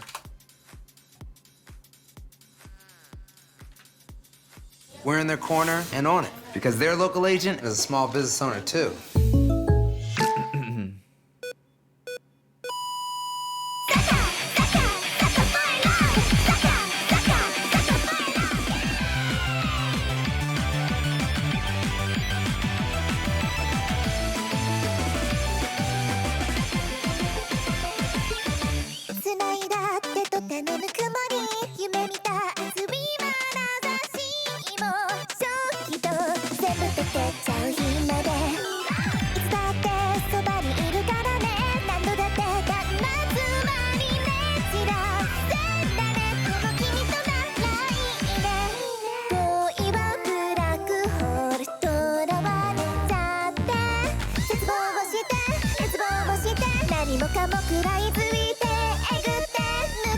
Song kind of slaps, right?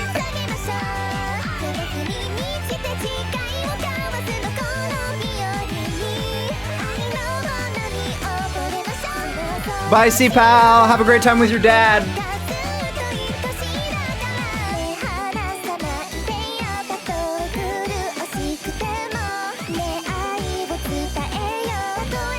Dude, spoilers. Shake my head. Are there spoilers?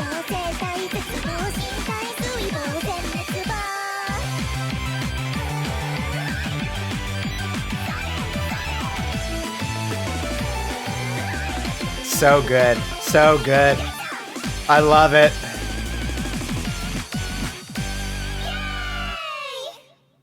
Beautiful. It's gonna get relay weird. Ah! Got him! Get it? Alright.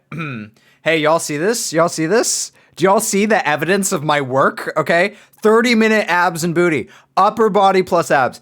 30-minute legs, okay? I did all of those. I did all of those this week, okay? So like, you like that? You like that? Huh? Do ya? Do you like that? Yeah. Yeah, that's right. That's right. You heard me. You heard me. Old PewDiePie is funnier. Hey, how dare you? How dare you? All right, listen. I have to pee again. So I'm gonna go pee real quick. And then we will do, I think we're gonna do some Sucker for Love. I think Sucker for Love sounds better. No, you stay as Fairy Boy. I mean, that's what this is for. I'm trying, my ideal body, Lele, my ideal body is like hot, like sort of stereotypical, like hot girl, but like without boobs, you know? That's sort of my ideal body, you know? Yeah. Anyway. Yeah, so I'll be right back, and then I think we're gonna do some Sucker for Love today, because it just sounds I don't know. I would prefer to do Sucker for Love today. Look at my ears. My ears feel really hot right now. That means that like somebody's talking about me, right? Why are my ears so hot right now? This is weird. Was that game that I sent you bad? What game? Are you talking about the one that you talked to me in Discord about? No, just sometimes it takes me a while to like try new games. Who's talking about tech? I know, right? In your whispers? Oh, I haven't checked. I'm going to check after stream if that's okay, Rachel. But yeah, I'll be right heckin' back.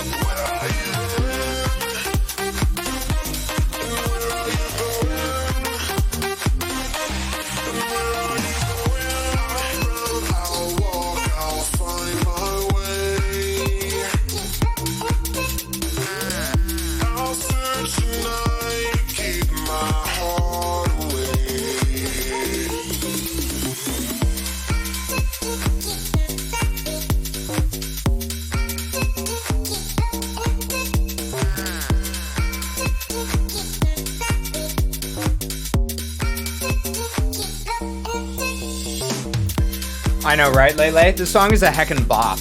It's a heckin' bop, I say. Welcome on in, everybody. Welcome back. I hope you all had good self-care breaks. So real quick, before we sort of like hop into the games, I wanted to talk to y'all about a couple of things that I've been posting on my Twitter this week. I've been trying to just like post more about my life on Twitter. I don't know how y'all are feeling about it, but it's been interesting for sure.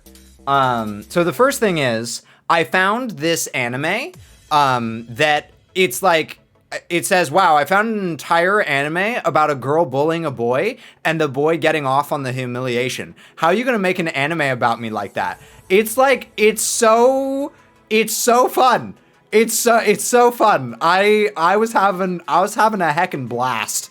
I was having a heckin' blast with this anime. At one point, she pushes him down into the sand. Wait, hold on. Wait for the GIF to like reset here. Wait. She pushes him down into the sand, squirts sunscreen on him, and then steps on him and rubs it in with her foot, and then like calls him pathetic. And I'm just like, oh my god. Like, did they make this anime for me? Oh my god, it's so good. It's so good. Oh, I love it. I love it so much. And then this, look at this glorious picture. Oh my god. Oh my god. So big. But this Friday, yesterday, Birdie and I went to Trader Joe's for the first time since the pandemic, which, by the way, it's the anniversary of the pandemic, everybody. It has officially been 2 years since the pandemic started. And so like Birdie and I went to Trader Joe's for the first time since the pandemic started as a way to like get out of the house and like, you know, like spend a little bit more consciously in terms of like grocery shopping. And there was this big old giant collection of eggplants, and I was like, I must capture this. This is perfect. But it was really nice. It was really nice going out and shopping that way. And then, cause like, unlike a regular grocery store, like Trader Joe's is actually like really cool. Like I actually really like Trader Joe's. Unlike like Walmart or something. And it's like a 45-minute drive. So like we get some like quality time with each other. And then after we went to Trader Joe's, then we went to Blaze Pizza and we got some pizza, which by the way, I have not yet posted. But let me post it right now so I can show y'all the delicious pizza that I got yesterday. Tex Heaven, that's right. That's right. Let me show y'all this pizza. It's amazing. It's amazing. Blaze has a Twitter, right? Blaze Pizza. Yeah, they do. Okay. Delicious date with @LittleTweedles. Eating some vegan at Blaze Pizza. Yee. And then where's my drool? Yeah, tweet. Perfect. Perfect. So check this out. Check this out. If you scroll up a little bit, refresh. There. Oh. Oh yeah. Oh my god. So that's I put some bay leaves on it and some roasted garlic on it. Oh my god. It's red sauce, vegan cheese, bay leaves, and roasted garlic. Oh my, I ate this entire thing. I ate the whole thing in one sitting. Oh my god. It was so good. I'm like drooling right now looking at it. Oh yeah. I mean, I really liked, I got the regular crust, which is thinner. I had in the past few times I'd gone, which it'd been a while. But the past few times I'd gotten the thicker crust, and it was just like, it was too heavy for me. But this was like nice, it was light, like I felt very satisfied once I finished it, but I didn't feel like stuffed and heavy. Sometimes I think tech stop orgasming and play the game. True, yeah. And then I, in addition to this anime that I watched, I also started ReZero, which it's the first time that I've watched ReZero, and I'm really glad that I've finally started it, because like I love some of the art of Rem. Like if you type in ! waifus, I have a huge list of like amazing art that I love, and Rem is like in a lot of that art. But I'd never actually seen the anime that she was from. And so it's really cool to actually finally get to like know the anime that she's from. And oh my god, like the way that Rem is written is such a perfect representation of like how trauma can make one feel worthless to their core, no matter how much they do. Like it's absolutely beautiful. In a really sad, tragic way. But then like watching her sort of like heal from that and like overcome that, it's a really, really beautiful journey. And then there's this moment in the anime where this guy is like, he's trying so hard, he's doing everything that he can, like he's giving like more than he has, right? Like he's like burning himself out. And him and like his like main love interest, like at one point, like his main love interest just has him like lay down on her lap. And she says like, you know, she's talking to him about how hard it was. And he just starts like crying in her lap. It's such a beautiful moment. Oh my god. Oh my god. I loved it so much. I like an option in pizzeria to have crust filled with cheese. Drevno, I don't know. I imagine that Blaze probably has an option like that. I'm not sure though, actually. Just staring at the eggplant in the corner. Yeah, you like that? You like that? You like that? Yeah? You like that? Yeah. So yeah, and then we have our going live post, which by the way, you know, go and love it. Go and love it right now. So yeah. Anyway, I just wanted to sort of catch you all up on the goings-ons in my life. And now, let's play some heckin' Cthulhu, shall we? I'm so ready. I'm so ready for some Cthulhu. Where is Sucker for Love? There it is.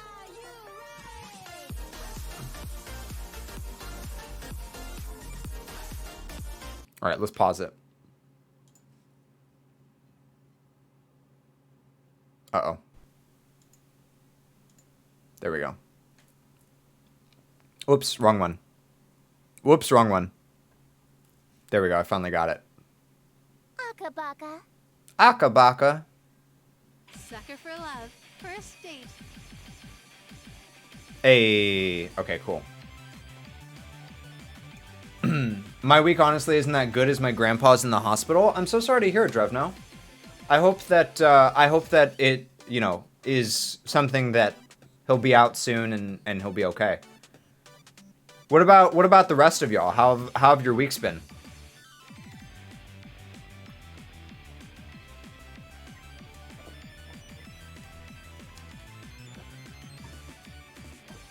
I need to change my category.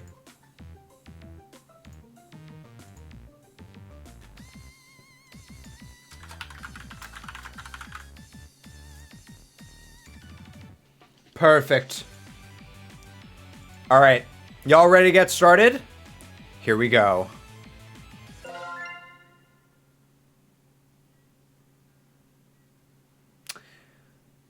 You know, one thing that's tough about this is that, like,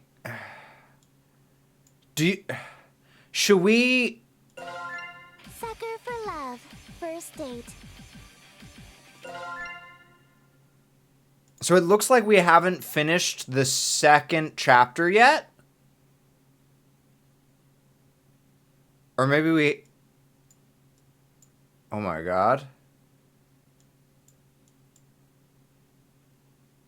Been a little bit sick, but what made the whole week better was my sister found out the gender of her baby. Aw, that's precious. I love that.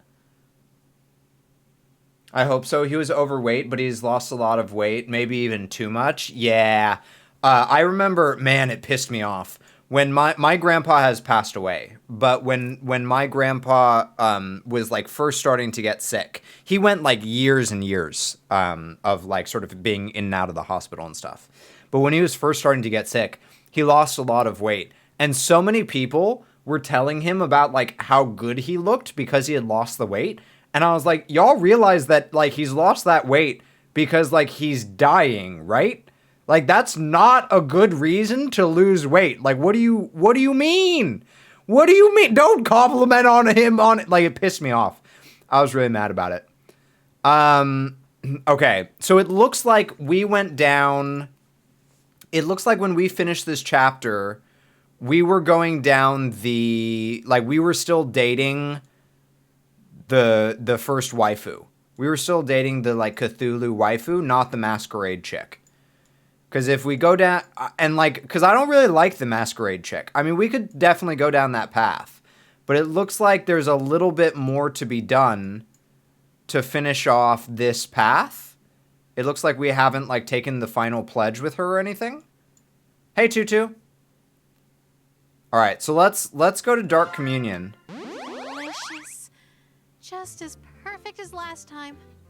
As long as we keep finding each other. We can keep doing this forever.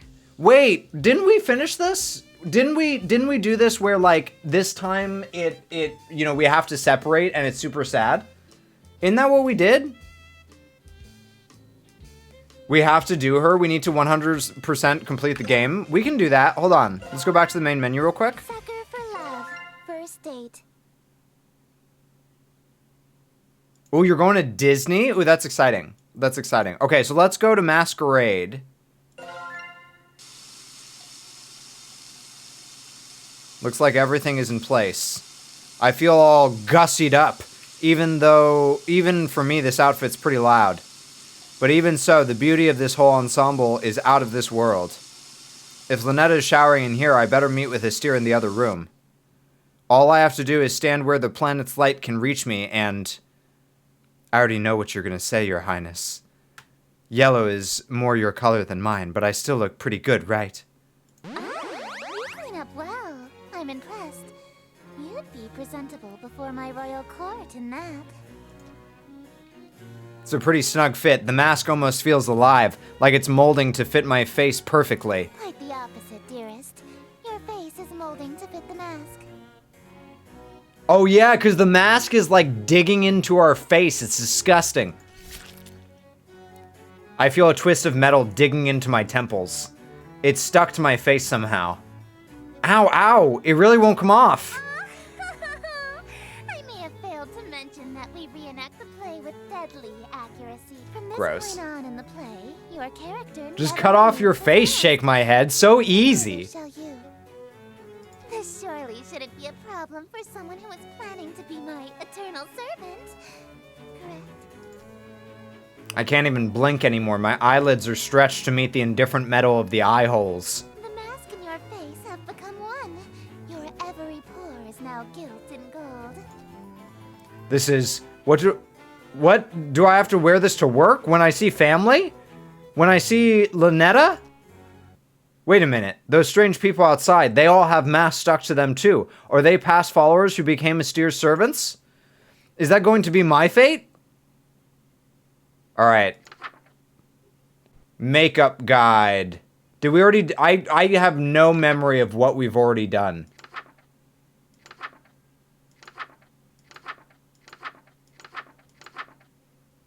Okay, it looks like... Wait, what does it say? It says perform Act 2. Okay, let's go to Act 2. There it is. Act 2. Setting, interior, well lit. Okay, so we need it to be well lit in here. There we go.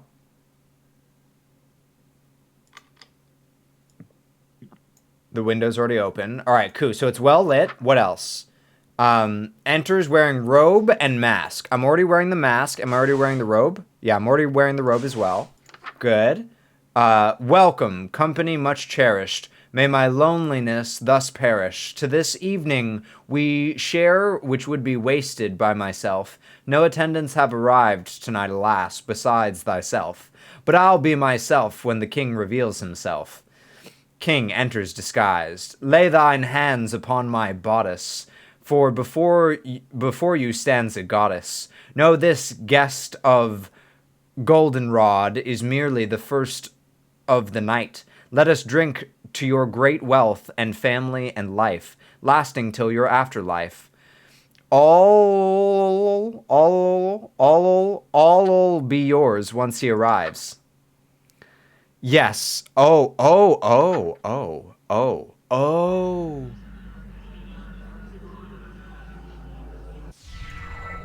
There we go. Okay. I already read all this, so I'm not reading it again. Lay thine hands upon my bodice, for before you stands a goddess. Know this guest of goldenrod is merely the first of the night. Let us drink to your great wealth and family and life, lasting till your afterlife. All be yours once he arrives. Alright. Moving on.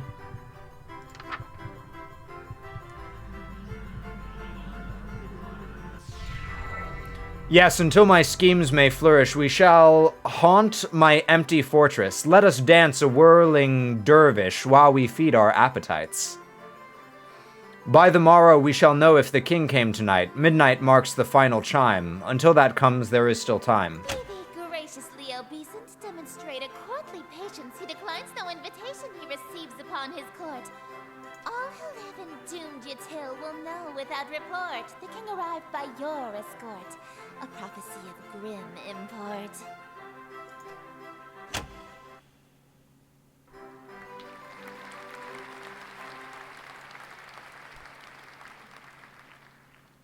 An immaculate performance, dearest. Bravissimo. Thank you. There's only one more scene to reenact, and then this world will be mine. Okay. I probably should have asked before we got to the final act, but this play isn't a tragedy, right? No, it's not. The ending is actually quite hilarious. Oh god, what she thinks is hilarious is gonna be demented AF. Oh, that's actually a huge relief. What happens? Your character is slain, and all of his wishes come true in an unexpected way. Yep, sounds about right. In his ambitions of greed, influence, and fame, he dies penniless, alone, and infamous. Wait, my character dies? I'm going to die? I thought you said it was a comedy. Comedy is merely tragedy from far enough away, dearest. Comedy is merely tragedy plus time. Alright, here we go. Is she implying that she thinks my death would be funny? I get that she's an outer god, so human morals don't really apply to her, but that's gotta be cruel even for her. No way can I go through with that, sorry, I don't want to die again. I anticipated that you might get cold feet after learning of your character's fate. However, my wrath is terror far beyond a touch of stage fright. I don't know, she doesn't seem that scary to me. So, for your sake, dearest, do the fucking scene. Oh, dang! Okay, alright. Alright, I like that, Esther. Okay, I like that. I like that. Alright, here we go. Let's go to Act 3. Food Preparations Guide. Prepare for Scene 3 by doing the following. Retrieve ingredients from cold storage. Got it. Light red fire candles. Oh, wait. Got it.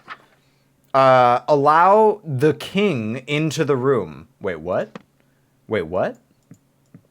Wait, what? What do you mean what do you mean? Oh, wait. Oh, you just mean her, right? Yeah. We just have to have we just have to have the blinds open. Okay. I'm good. I got it, Drevno. I got it.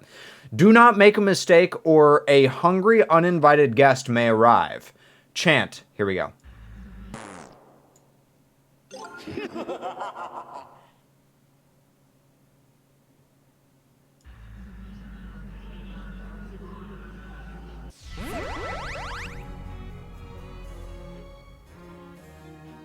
Simply exquisite. Yes, I believe this banquet will do nicely. The room is filled with the mouth-watering aroma of perfectly seasoned meat and fresh fruit. There must be a magical component involved here because I see no less than 3 of my favorite dishes. Esther is strutting toward my bed. Surely you don't intend to merely watch me eat, dearest. Oh, is she dessert? Am I gonna eat her for dessert? Cause like, listen, I love me some cunnilingus, okay? I didn't think she was going to let me have any. Oh, what an honor. Don't mind if I do. You wish. That's not what I meant. Instead of watching me eat this feast, you'll feed it to me. Ah, okay. I dig it. That's hot. I like that. Wow. Whoa. Incredibly juicy.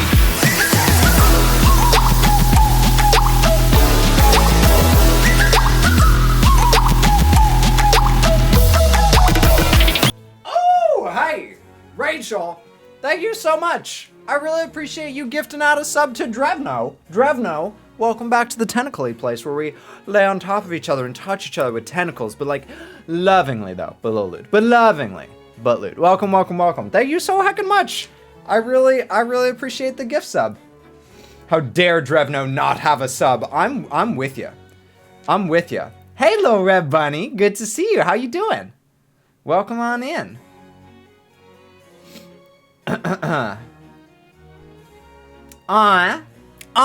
Thanks, Rachel. I appreciate that. That means a lot to me. Okay, back to the game. Okay, I guess I should move my face, huh? Hold on. Wait. 1 second. Wait. Hold on. 1 second. Okay. I'm good just resting up. Good, I'm glad you're getting some rest. Okay. What was that? It sounded like groans of murderous anger from outside the door. Was that from the masked stalkers outside? If they've all got masks on their faces, they must be Esther's followers, or even ex-partners. Then their groans were of jealousy? Makes sense, they've been locked outside all this time. I bet they'd kill for the chance to spend any time with Esther. I'm participating in one of America's favorite white trash entertainment tomorrow, where drunkards are abound, aka Ren Fair! I feel like Ren Fair has a little bit more class than like, like NASCAR racing or, I don't know. I feel like Ren Fair isn't as white trash as like NASCAR.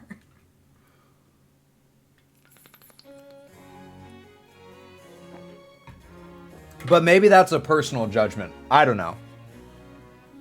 I saw Rainbow Pink go to Ren Fair. Looks fun. Yeah, totally. All right, here we go. Makes sense. They've been locked outside all this time. I bet they'd kill for the chance to spend any time with Esther. Just a moment, dearest. What is the thread count of your silken sheets?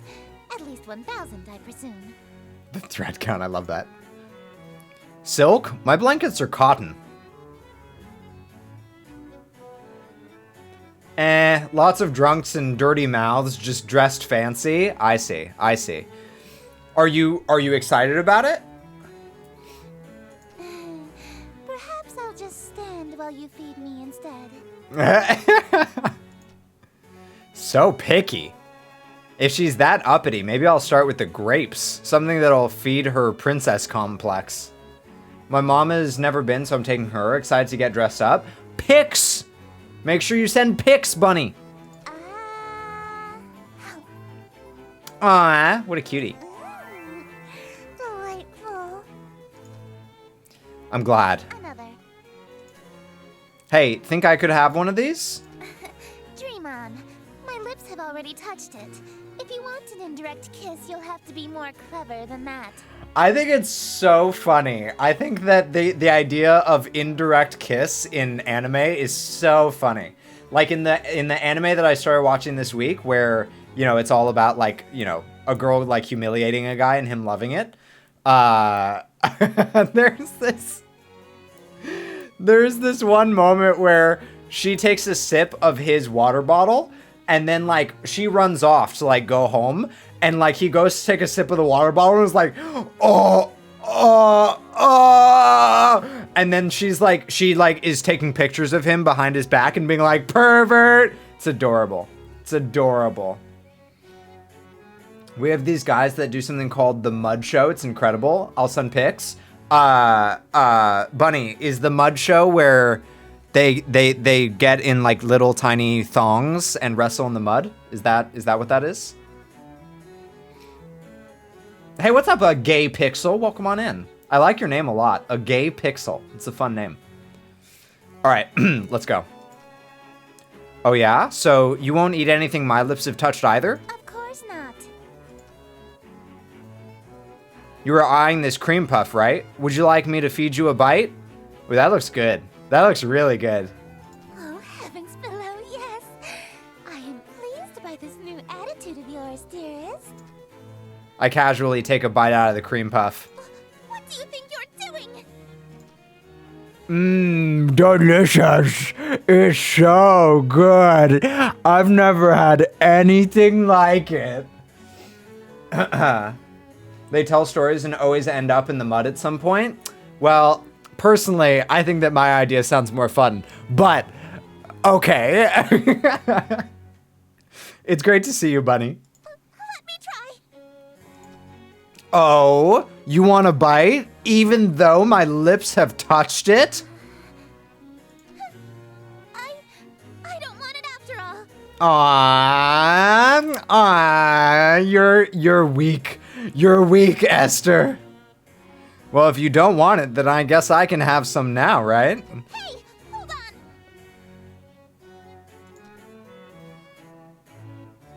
on. It's really delicious. Nothing tastes better than food with a twist of eldritch magics. It's a shame you don't want any of it. Yeah, total tsundere moment. Absolutely.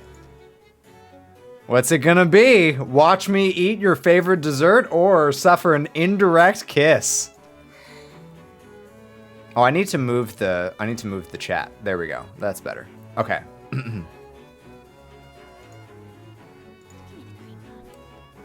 Give me the cream puff. Give me the cream puff. What was that? I order you to hand over the cream puff. Very well, my king. I offer over the other half of the cream puff to her eager hands, but instead... Oh, a gay pixel. If you have changed your name at any point, it will... the bot will not know how long you've been following. It sort of resets everything once you change your name.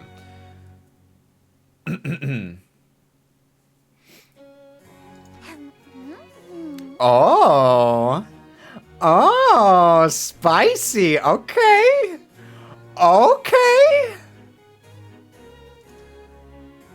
I forgot I was hand feeding her.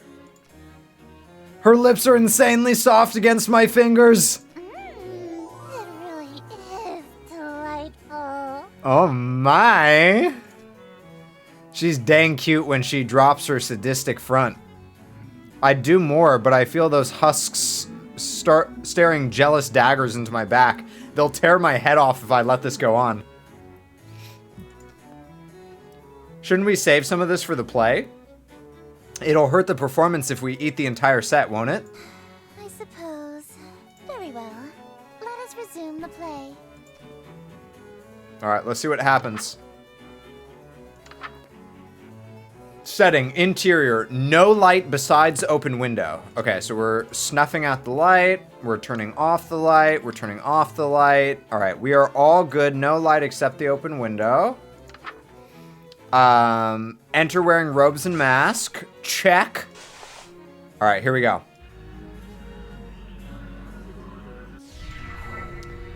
Damn the night, and morrow scornful, wicked morning unremorseful. Why tonight must I be mournful, for ambitions unfulfilled?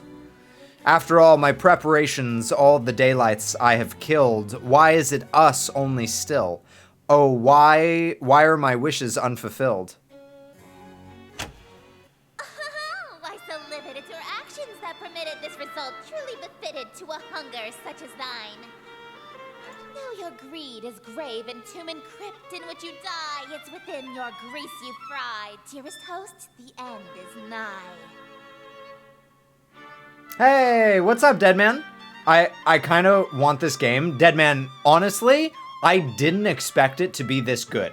I got gifted this game by Simple Zombie, and I was like, oh, cool. It'll be like, you know, it'll be like a Cthulhu game. It'll be a dating sim with like a Cthulhu skin. But it actually, they did a really good job of like including a lot of like Lovecraftian lore in it. It's really good. I was not expecting it. Also, it's really good to see you. How are you? All right, now what?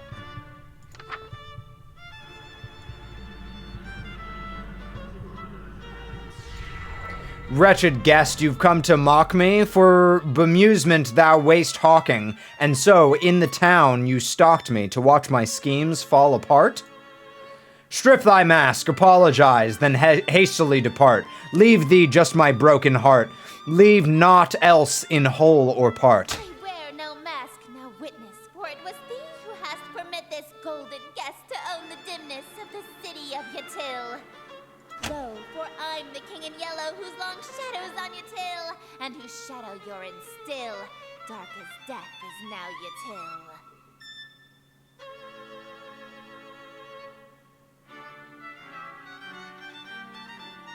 Not doing great, but better than I was Wednesday. Thanks, Rachel and Tech, and Hey Drevno. Deadman, I hope that, you know, it sounds like you're, like, taking steps to get the help that you need, but, you know, never hesitate to reach out. You know that that's, like, my wheelhouse. It's literally what I do for my day job. So, if you ever need to talk with somebody, you know where to find me and everything.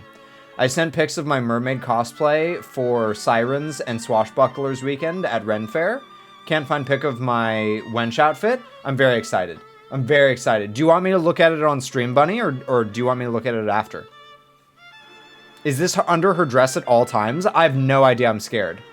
Appreciate it, my friend. Love you. Love you too. All right. Here we go. Here we go.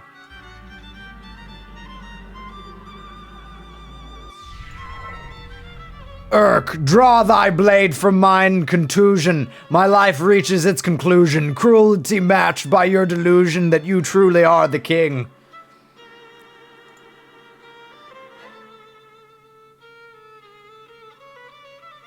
Yes. You would have granted all my wishes, not forsaken me, if indeed you were the king. Why would you have murdered me? But I've granted all your wishes. I'm afraid I disagree. All alone you are with all of your remaining family. Dang, savage.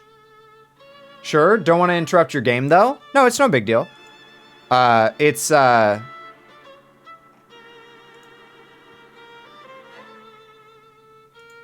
on, let me bring it up. Stuff! Look at that. Look at that. It looks fantastic. It looks so good. I love it. I love the boots. Oh my god. Oh my god, the boots. Can we talk about the boots? Oh my goodness. Oh my goodness. You have such aerial vibes. I love it. I love it. It's lovely.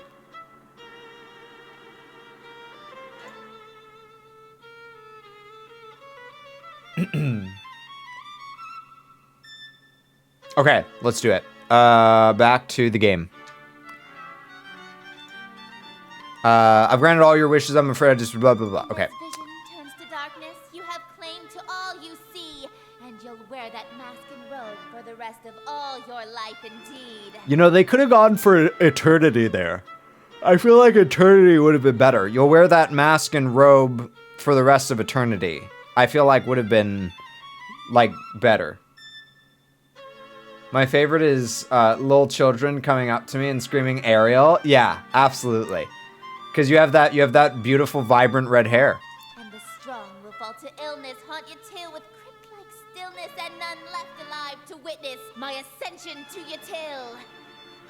And from the catacombs shall spill the cries of innocence laid still, ye heard from lady and from smithy and from throne to peasant mill. This game seems a little insane. Oh, it is. It's Lovecraftian, so definitely a little insane. Cries unprecedented in the history of your till. Wails unlike they'll ever be again in dark your till. You know what's weird is that it's weird the way that, so over here, there's a shadow that gets cast, right? But we know that the only light in the room is coming from this window over here. So like, how is the shadow getting cast this way? Like when we move over, it starts getting cast the other way. But here, like what is I think it's cool that the hand has a shadow. But like, how is that? I'm a little confused. All right, here we go. That your invitations quill brought the king to black your till.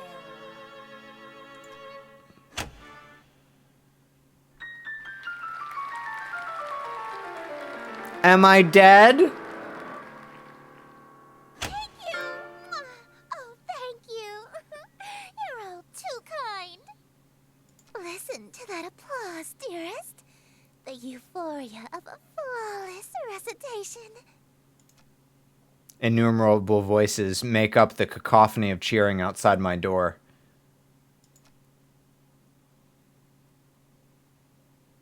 Fanatical revelry, screams of terror, and sadistic amusement all amidst thunderous applause. The king has come. Smiles, dearest, smiles! Aren't you proud of yourself? Why didn't you use a stage knife? I'm really bleeding out here. My blood streams from a gaping wound in my chest. My abdomen is unseamed. To ensure you stay in character, call it method acting, if you will. Oh, with sweet sorrow the curtain falls, and the show begins. The stage is now set for you to inscribe the yellow sign. Do this, and I will bestow upon you the smooch I promised. Ooh, we're gonna get a smooch! You mean the smooches you promised, plural. You said you'd give me two. Even now, that's really all you can think about? Your world is about to be enslaved by a horror from beyond the stars. You're dying from a stab wound, and you're worried about smooches? Listen, smooches are love. Smooches are life. Okay? Gotta have your priorities in order. You are an interesting human. It is a pity that you'll soon cast away your individuality for me. All right, here we go. We already did all this. Host expires. Last verse kills audience. King exits. Recast the role of host. Begin play anew. The yellow sign is only visible or drawable by those who have witnessed perform the King in Yellow play. Being exposed to the yellow sign after witnessing or performing the play, the King in Yellow will cause a permanent, irreversible obsession with the king, her court, and Carcosa. This insane obsession persists after death. Continue on next page. If you are content to spend your life with the king, dim all lights. Okay. That's off. That's off. Do I close the window? Leaving your window open and light black fire candles. There we go. Black fire candles. This will allow otherworldly images to reveal themselves. Draw the shape below without the X. All right.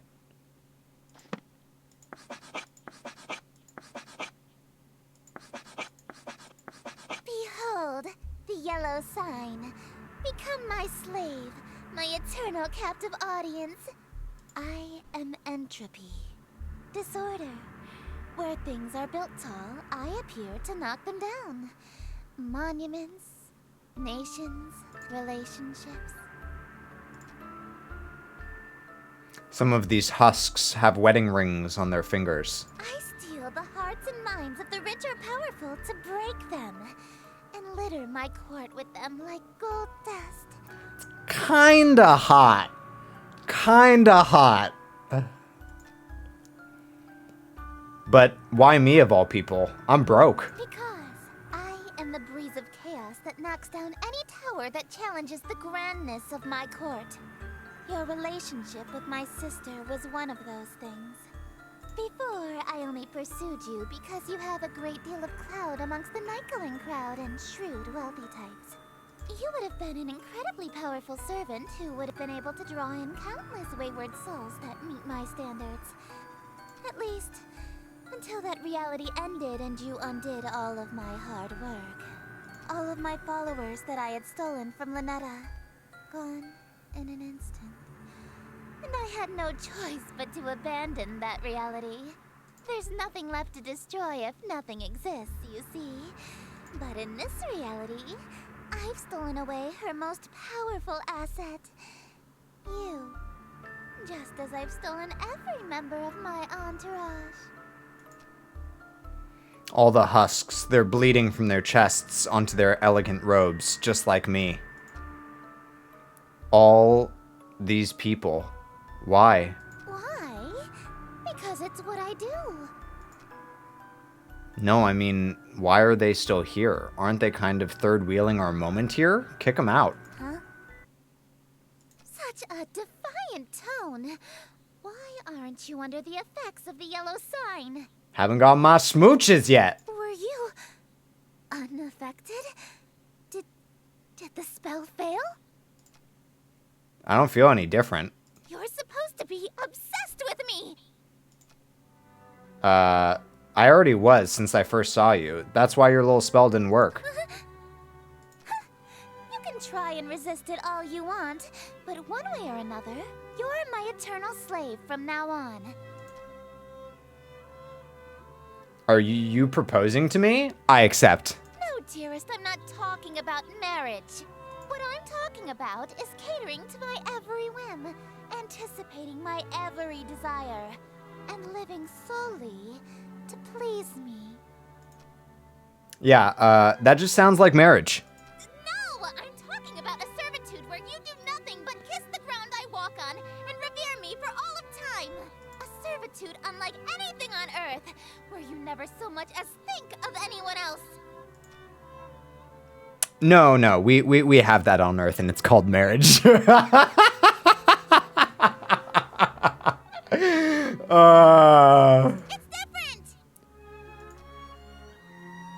Is not. Is too!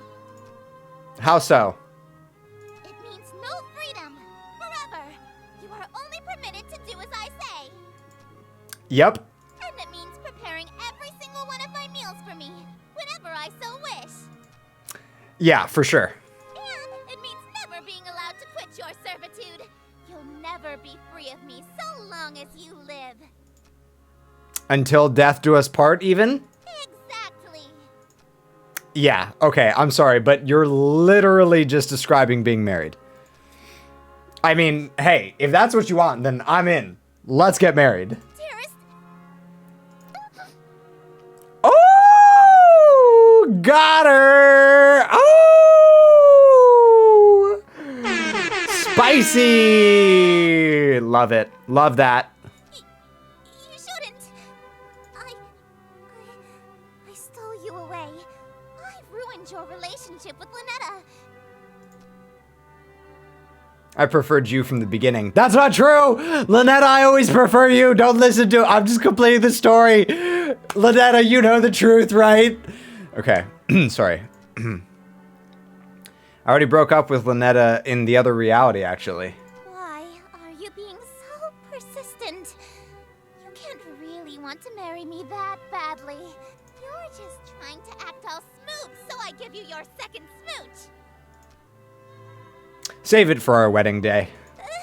You can't be serious, right? Ah, look! What a pretty wedding dress! Oh, that's precious! Ah, that's beautiful! He was serious. Look at that. Oh, beautiful. Alright. I think now... I love how her face is still like, what? I know, yeah. Alright, now I think that we can proceed. I think that there's a third chapter that we haven't seen yet. First date. How do I new date? Yeah. Find all 3 secrets to unlock. Oh, shoot. We have to find all 3 secrets. We found 2 out of 3. There's one more secret that we have to find. Oh, man. There's 6 endings in chapter 2. Oh, God. Oh, God, go back. Oh, God, stop. Oh, God. Okay, main menu. All right, let's see. Load. What do we do?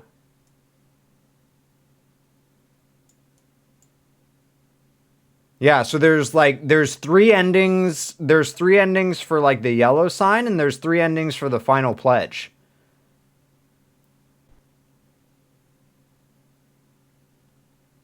By the way, is the title supposed to be the interview with Chaotic Mage? Yeah, that's what we started the day with. I can change the title if you want. What should we change the title to, y'all? What should we change the title to?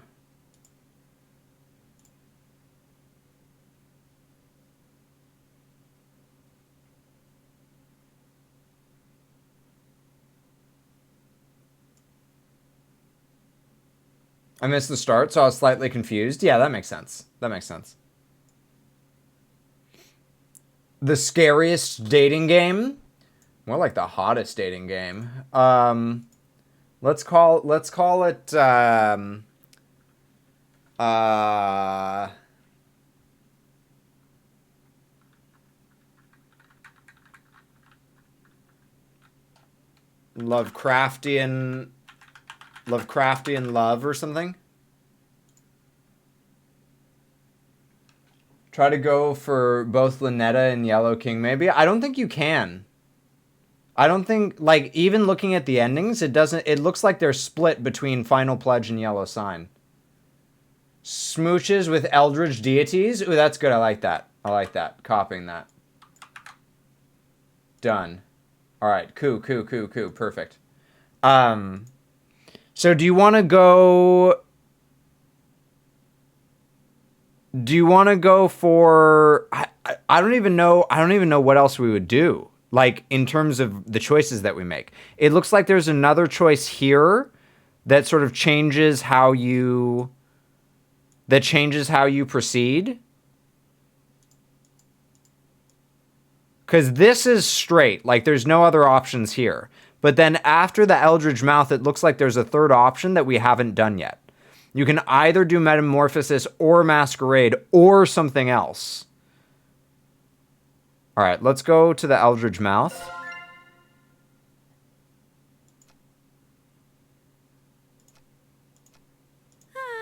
It's such a nice day outside. It's a little dry for my liking, but we could totally have a date. Why don't you open your window? Let a little light in here? Oh, no. No, wait. What? What is it? You sure you want to do that? What do you mean? I mean, don't you want to shower first before you go out like last time? Huh? Why would you suggest that? Oh, no. Don't tell me. Do I still smell smell like the ocean? Just a tad salty. Heavens below. I'm so sorry, darling. I'll be right back. No peeking, but I love you. That was a close one. If she opened that window, a steer would have come in. I would have been a goner. Looks like the clouds have cleared and Lynetta's out of the room. If I want to date Esther, it's go time. Otherwise, if I want to stay with Lynetta, I need to make absolutely sure that the window never opens. Ever. It's time to choose. From this point on, my actions will have consequences. Okay. So now, I have no idea. I have no idea how to get how to get in the middle. Like, is there any way for me to cast both?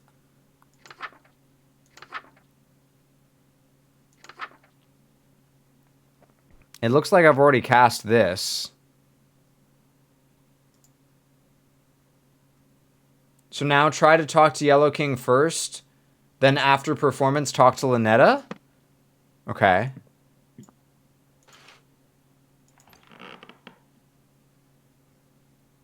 Hey.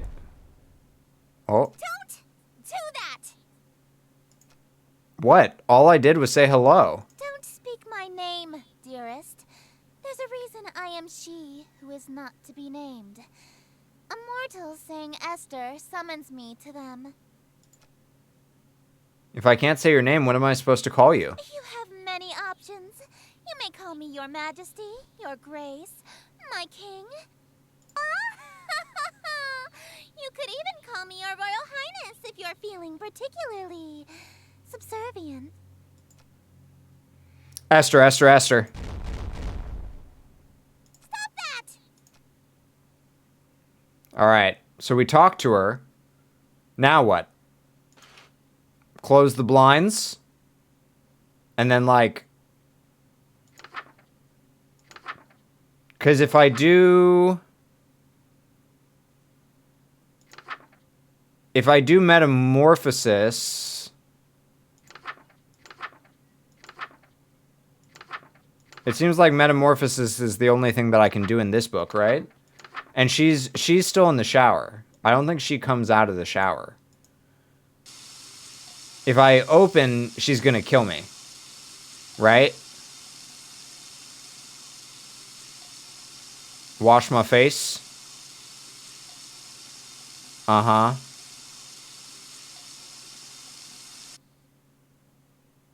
And then,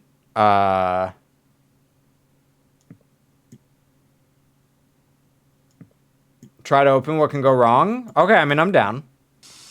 I think I'm just gonna die, but we'll see.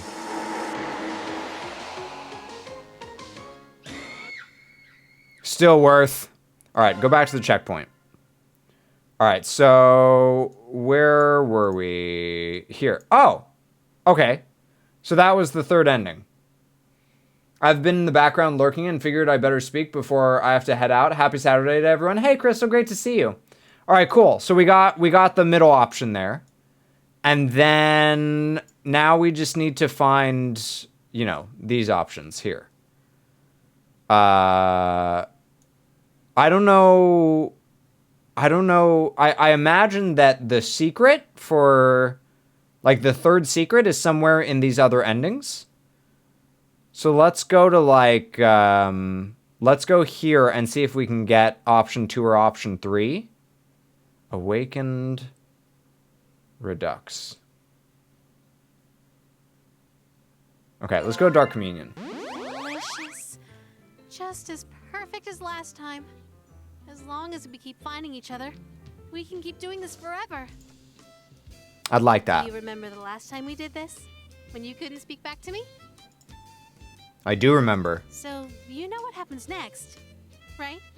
One last ritual, and then we say goodbye again. As always, take as much time as you need. I'll wait as long as it takes, darling. Oh, who knew waking up could be so exhausting? Gonna take a nap before you end everything? You know me so well. But don't try anything while I'm sleeping this time. I know what you did. Don't look so surprised. Right before our date would have ended, you betrayed me. Don't think that there aren't consequences between realities, darling. I've already dealt with that pesky breakup spell in your book, as I'm sure you've noticed. So is there... Just take the straight and narrow path of loyalty in front of you, and we can keep doing this forever and ever and ever. Could you get the lights from me again, darling? So is there, like, an option to perform the breakup spell even though she's ripped it out of the book? Like, should we just like look up the breakup spell real quick? Let me see here. What's it called? Sucker for Love breakup spell.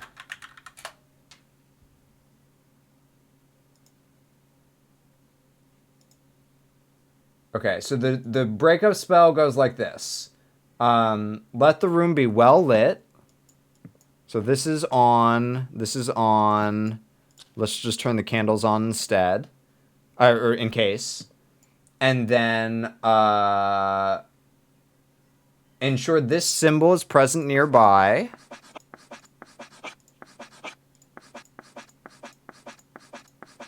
Oh, dang it.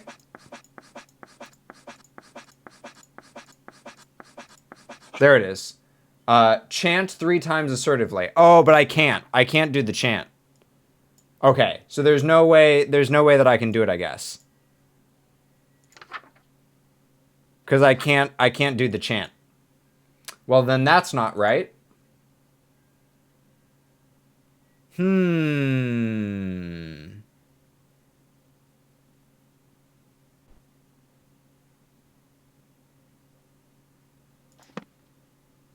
What else should we try? Should we look up a guide or should we try something else? What happens if I open the blinds? Oh, shoot. Oh my gosh, they're both in the same room. Uh-oh. Uh-oh. Wait. Wait. What? I can't. Wait.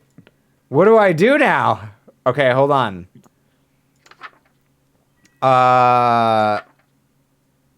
It looks like I've already done everything in the book, right?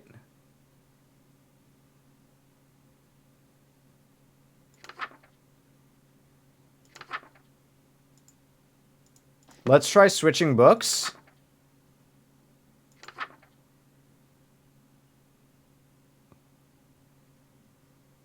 Apply masquerade mask to host's face. Good. Adorn the host in elegant robes. I need my robes. Good. Affix a ritual knife. Got it. When all is complete, look in a mirror.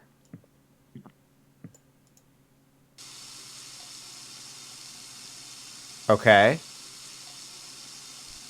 Interesting combination. The mask won't stay on my face. It just keeps slipping off. That metamorphosis spell must have made my face incompatible. Why aren't you in proper dress, dearest? Uh-oh. Haha. Just having pre-show jitters. Getting the mask on is tricky with my hands shaking so much. Jitters? Yeah, you know, I know I look like a playboy, but I still get nervous in front of pretty girls like you. Dearest, you love your king, yes? Yeah? And you would never lie to her, correct? Wouldn't dream of it. Then tell me, what happened to your face? I try to avert my gaze, but her iron grasp holds my chin firmly in place. Her long, sharp nails dig into my cheek. What an unfortunate accident. And an even more unfortunate face. For now, we shall conceal that hideous visage of yours beneath the hood of your robe. Hopefully, this won't affect your performance. And in the interest of not having further accidents, you will have my undivided attention from now on. Okay. We've never gotten here before. You may express your gratitude to your king.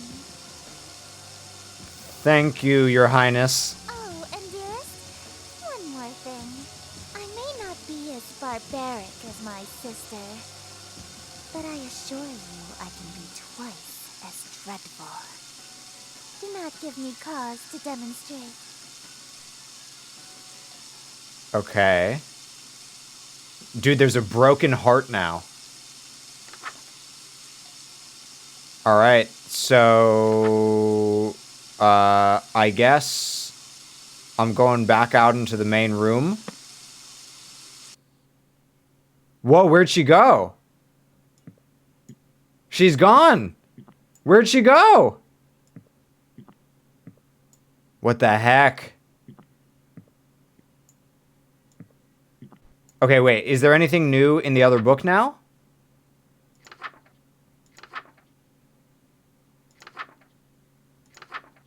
No. Ah! There's this! We haven't done this!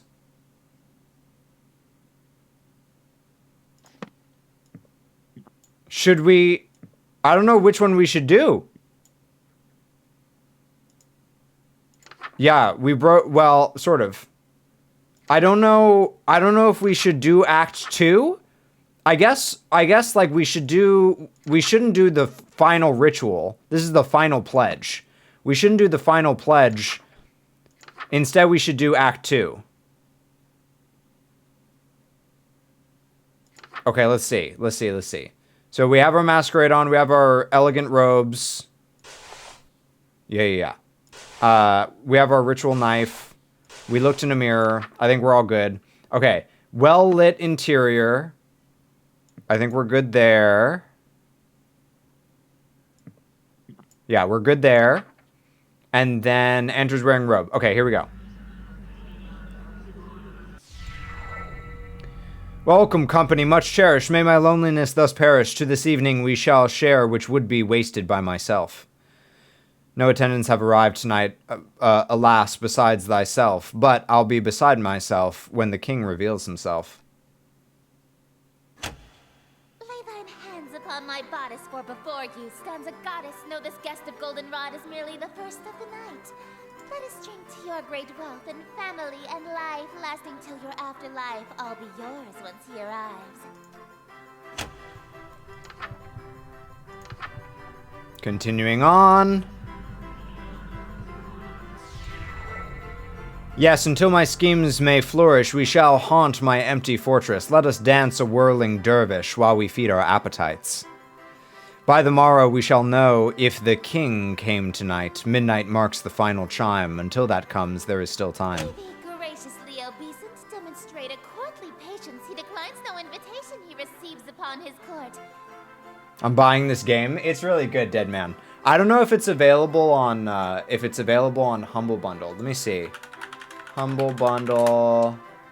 What's it called? Sucker for Love. Bummer. Doesn't look like it's available on Humble Bundle. That would have been cool. Alright, continuing on.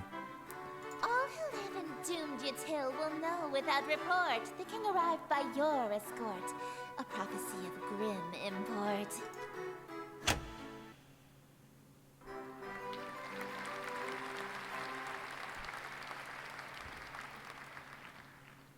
An immaculate performance, dearest. Bravissimo. There's only one more scene to reenact, and then this world will be mine. I probably should have asked before we got to the final act. Right. We've seen this before. Today. Your character in his comedy.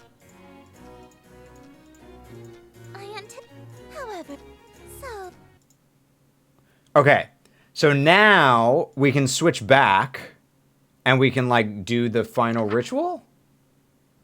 Have a ritual knife on your person, chant 5 times to fill the heart.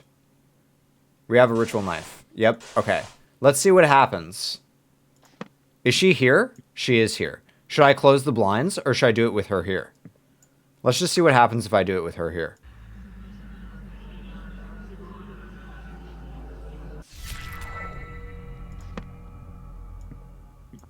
No reaction? Okay, alright, let's keep doing this.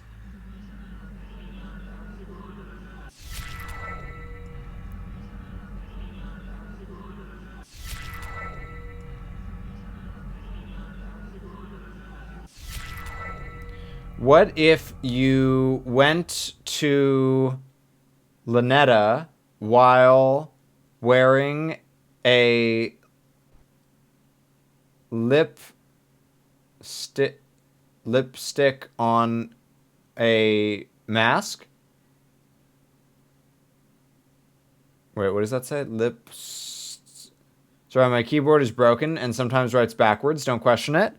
Somehow I don't believe you. Wait! I need to talk to you first.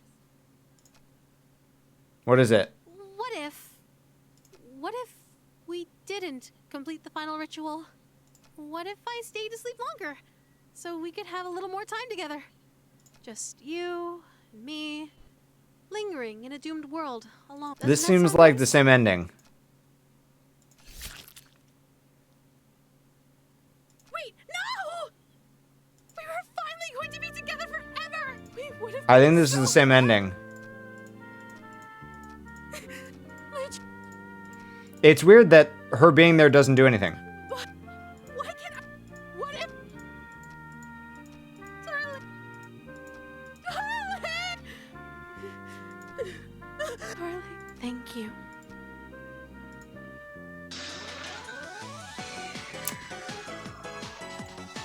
Bummer. Okay, let's try again.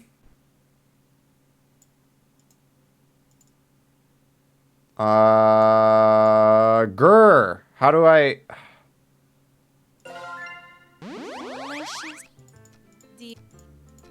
Okay, so we know how to get partway there. But I'm don't and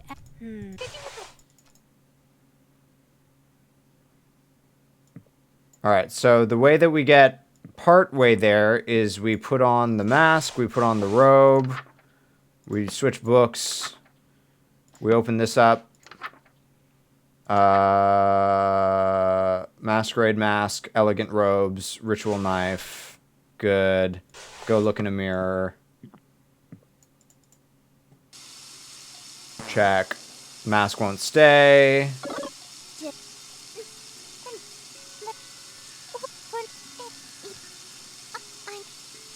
Okay. And then we go back out here. Now what happens if like we go outside? Doesn't look like there's anything outside to do. Okay. I don't know. So I read your message, Drevno, but I don't know where she is. I don't know where Lynetta is. And the only spell that I have left to cast in this book is the final one, which just took us to the ending again. 'Cause she's gone once I, you know, do this. So I think that I have to go through this book for now. Let's try that. Wait, what happened? Wait, why? Wait, what? What? I didn't mean to do that. I didn't mean to do that. Okay. What if you went to Lynetta with a lipstick and mask on? Where? already smells delicious, darling. Do you remember Control the to last fast forward. Okay.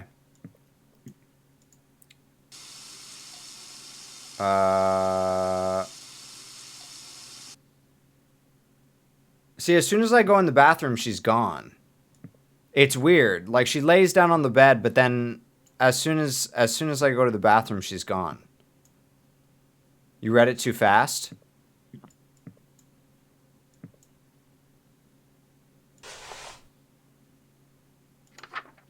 Cause I can't go. Let me try.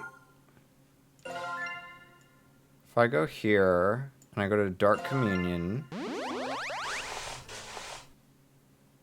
So now she's there, but I can't talk to her. I can't talk. I can turn out the light. But I can't talk to her. She's no longer... I'm no longer able to interact with her. And like I said, the thing in the... I need my robes. The thing in the mirror... Nope, switch. Masquerade mask, elegant robes, and ritual knife. Check the mirror. Good. Then we go back out here. She's gone for whatever reason. We can open the blinds. But then I think it just continues down her path if we do this.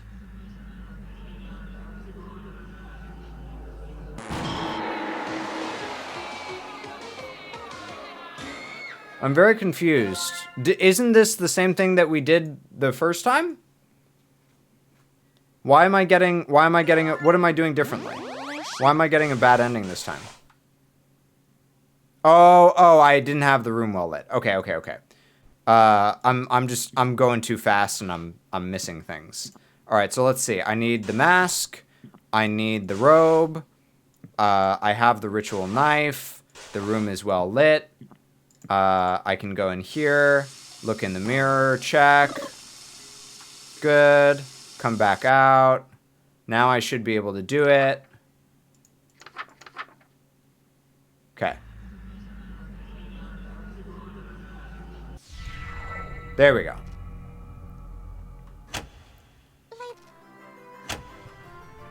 Okay. Now.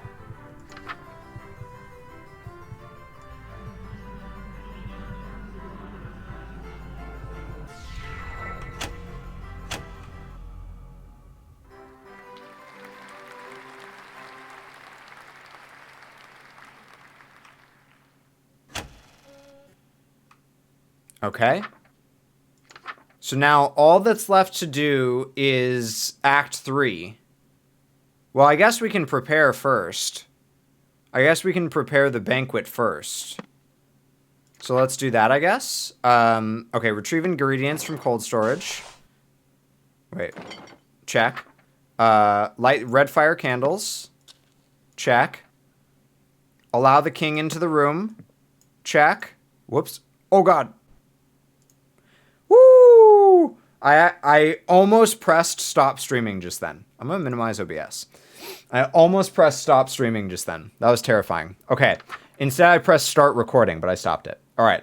Allow the king into the room. Do not make a mistake, or a hungry, uninvited guest may arrive. Okay. So I feel like I should make a mistake.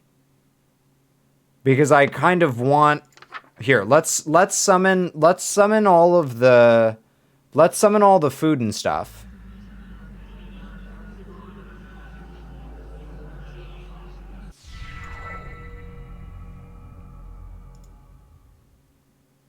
All that's left is leftovers from her dark communion. You must be kidding. You were seriously planning on serving this to me? Wait, I can explain. Do. I have nothing. Mere leftovers for a king? How humiliating!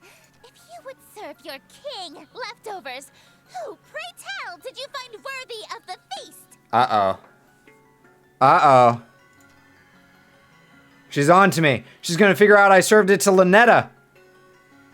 I hear heavy chains dragging nearby. I just got hungry. I skipped breakfast this morning, so... You ate an entire feast on your own because you were feeling peckish? So, the person you think deserves to eat before the king does is you? Such self-idolatry is a serious crime against me. God King and heiress to Carcosa. Conveniently, the punishment for blasphemy and treason is the same. Death. What a shame. I thought you had some potential, but you're a totally worthless servant in the end. Oh God, she's serious. I'm seriously going to die here. Wait, what if I did something to appease you? Then would my crime be forgiven? I am God King. All is as I say. If I wish for you to be pardoned, then it shall be so. Perhaps if you grovel on your hands and knees, I can let you off lightly. I immediately drop into a full prostration bow. Please forgive me. Let me make things up to you, I beg you. You look so pathetic like that. Very well. You shall be. I'm a lowly worm. Forgive me. Don't let me off without harsh punishment first. You. Don't you think you said that too willingly? I'm just checking, but you're not enjoying this, right?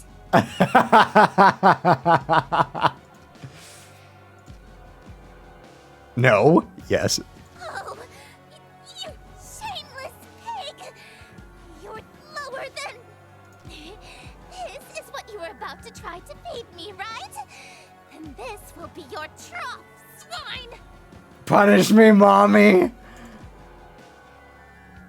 Oh, you want a bite? Even though my lips have touched it? Open wide, and don't drop a single morsel. I won't forgive you if you make a mess on my gown. Alright, this is kinda hot. This is kinda hot. A juice-soaked morsel from the leftovers is shoveled into my mouth. It feels gritty, with an unusual texture like it's covered in thousands of small hairs. Oh! It tastes strange that I can't even begin to guess what food this used to be. I try to gulp it down before I can taste it, but it's too big to swallow whole. If I just bite it in half once and swallow the pieces, I might get it down before I gag. As I bite down, it bursts like a tomato, filling my mouth with a sweet juice. It tastes extremely fruity, sort of pineapple-y even. That is good. It's better than good, it's great. She's making me eat brain. It's godlike nectar, instantly addictive ambrosia. No way it could ever be hot. More, I need more. It's too delicious to have just one bite. It's seriously like nothing else. As soon as I swallow, I feel the immediate effects of withdrawal. My fond memories of any other food fade to utter disgust. The mere thought of ever eating anything else makes my stomach churn. I greedily take another bite, filling my mouth with as much as I can. The smooth nectar bursting from every bite swims around in my mouth, coating every surface. It's so delicious that it's making my mouth tingle. Huh? Did I just bite my cheek? Why do I taste blood? The dull tingling suddenly turns into a sharp sting, then into an unbearable burning. My whole mouth feels raw, like I'm gargling acid. It's like my mouth is being digested. I lurch to spit it out, but my willpower fails me. I just can't bear to spit it out. It's too good. The food falls out of my mouth with a splat as a heap of bloody viscera. It might be imagination, but I swear I spat out twice as much as I put into my mouth. The horror. Wipe away that sour expression, dearest. The next act is about to begin, and everyone will be watching. Okay, so we definitely unlocked more, but now what do we do? Now do we finish the act, or do we switch again?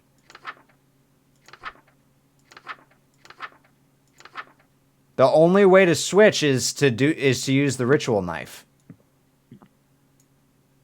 What do y'all think? What do we do? I think those are our only two options, right? There's nothing outside. We can look in the mirror. Should we...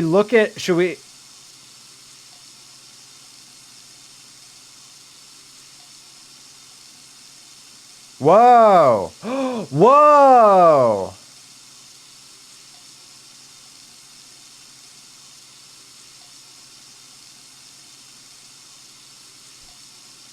Should we look in the shower? I think that'll just... Whoa, it comes back. That's weird. I don't know which one to do. We could look in the shower. We could open the... We could do the heart ritual, or we could do... Act 3.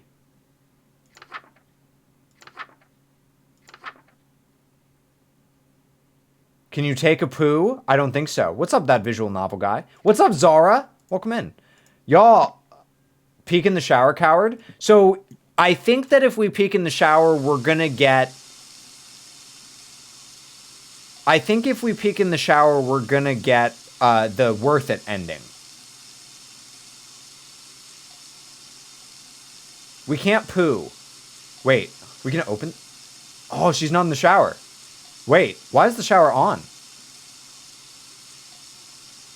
Oh, rip.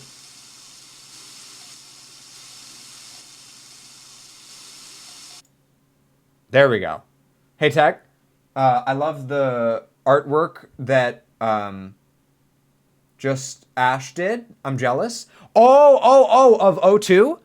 Let me see. Yeah, I was just talking about it, Zara. So in my Discord, we're having a fan art competition where the winner gets a $25 gift card, Steam gift card. And so Ash's entry looked like this. Hold on. I need chat. Come here, chat. Over here. I wondered what it was for. Yeah. So it's for and then here's the GIF that she made. So yeah. And there's all sorts of different entries. Let me show you some of the other entries, Zara, because there are lots of cool ones. Some of them I can't show on stream because they're not safe for work. This one is like borderline, but it's like I'm just gonna show it anyway because it's heckin' cute. Pyro did this one, and I heckin' love it. And then Cinnabelle did this one. This one is from Rachel. Rachel did like Elmo 02. This one is from Worm Curse. There's all sorts of really, really cool entries that you can go and upvote in the Discord. So if you'd like to, cast your vote in the Discord, feel free to hop up in there. So good. I know, right? I know. Yeah. All sorts of really, really rad entries. They're all pinned in the OC fan art competition channel. I'm really excited about it. I love it. Okay. So, what the heck do we do here?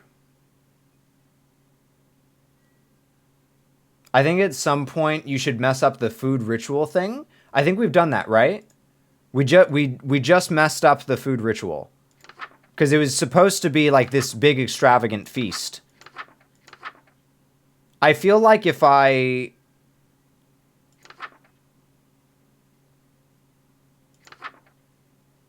mean, there's like 3 different prompts that I have to go through for Act 3, whereas with the book, there's only one. That's it. I've decided. You're my new daddy. Oh my. Oh my. Thank you so much for the 200 daddy bits. Really appreciate that. Thank you so much. Just joined the Discord. Zara! Thank you so much. Hold on. Let me unlock the Discord for you. Hold on.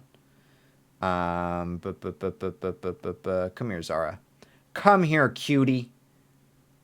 Manage, edit, and you are an approved tentacle. Done. I didn't know it was messing it up. I haven't been here all stream. Oh, no, you're all good. You're all good. Yeah, because normally it's like this. Normally it's this big extravagant feast. And so like it's not supposed to be that. Like feeding of the leftovers is like that's like a punishment for messing it up. Someone really wants you to be daddy. Yeah, I don't know who it was because it was anonymous. Oh my god. Just looking at all the fan art again like gets me all excited. What do we do? What do we do, y'all?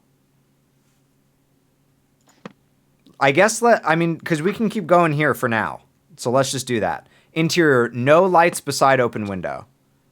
Extinguish, off, open window.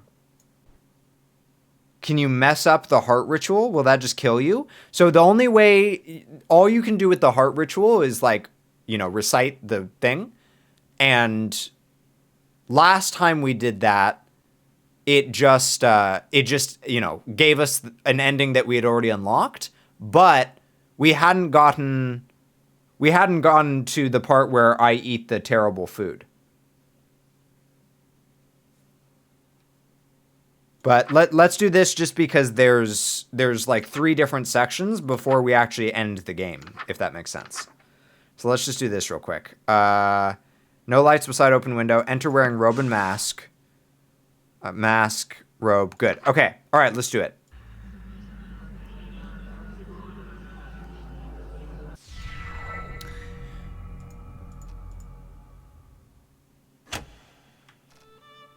We've already seen this.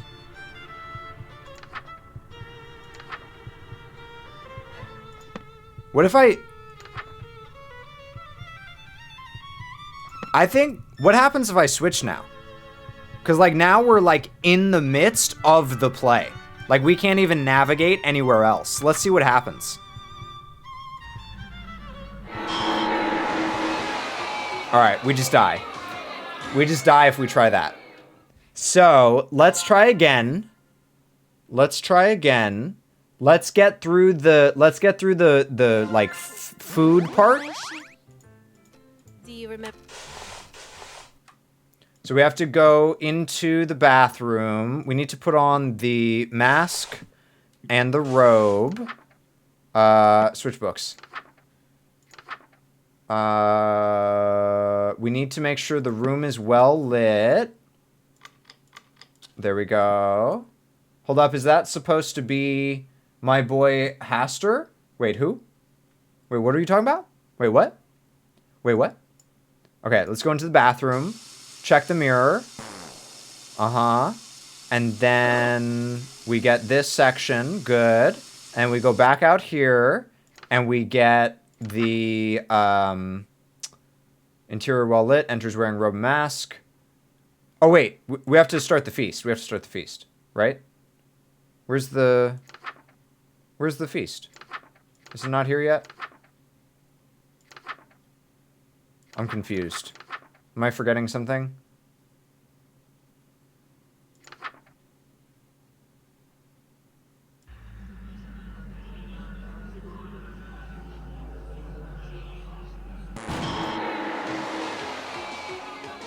I messed up again.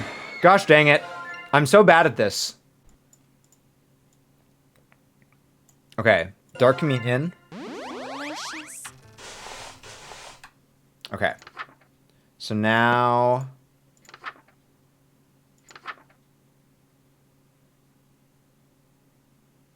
Apply Masquerade Mask. Done. Elegant Robes. Done. Ritual Knife. Got it. Look in a mirror to make sure it's complete.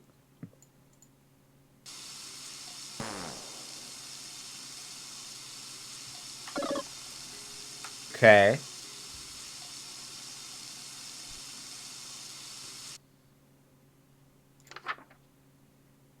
So we did all that.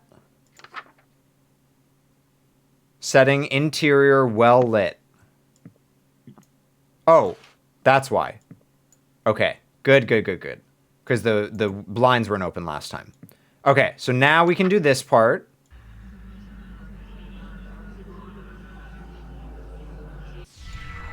Perfect.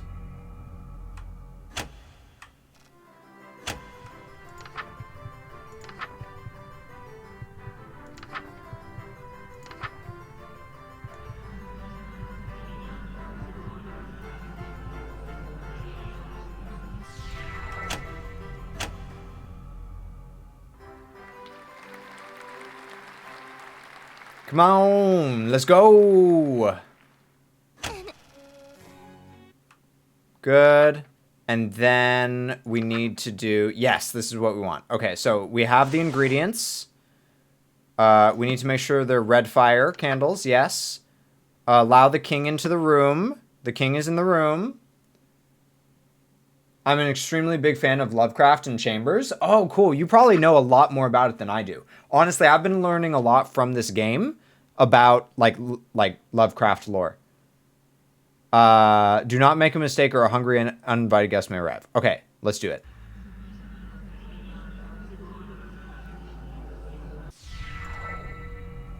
All right.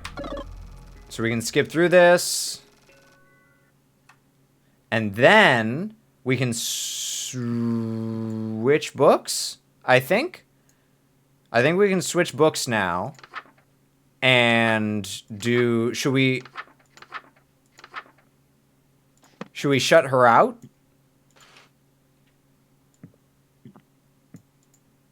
Let me look in the mirror real quick. There's no one in here.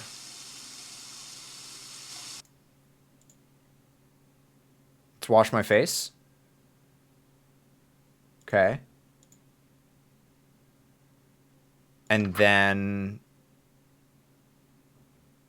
let's try this.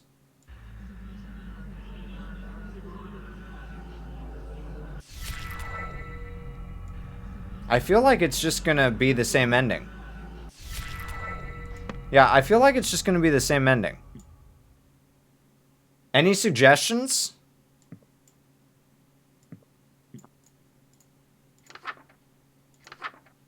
We know that if we start Act 3, we're like locked in and she'll kill us if we... Maybe I just gotta try it. I just gotta try it. Maybe I should have left the kiss mark on my forehead.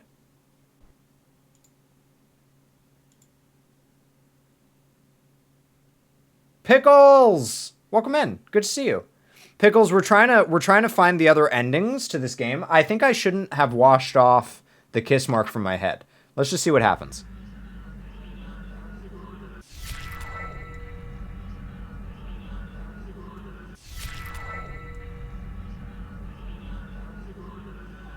Wait. Yep. Same ending. Same ending. Okay, let's see what happens if I don't wash the kiss mark off my head. Load checkpoint. Oh my god. I'm so tired of going through the same story over and over again. Okay. Alright, so. I need to let the king in. I need to wear the mask. I need to wear the robes. I need to make sure the room is well lit. Which it is. Good. I need to go in here. I need to check the mirror. Skip through this. I need to come back out. I need to perform the thing. Uh-huh. Okay.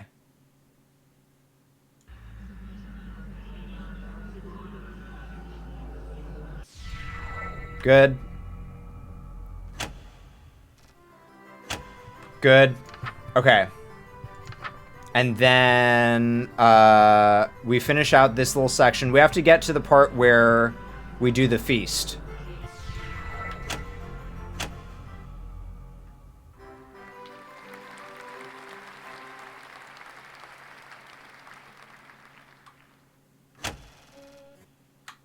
Good. Okay. And then we have the ingredients. We have the red fire candles. The king is in the room. Do not make a mistake or are hungry. Okay, good, good, good, good. So now we chant. We get fed brains. Perfect. All right. Now, we don't wash the... Right now, we have a lipstick kiss on our forehead. See? Lipstick kiss.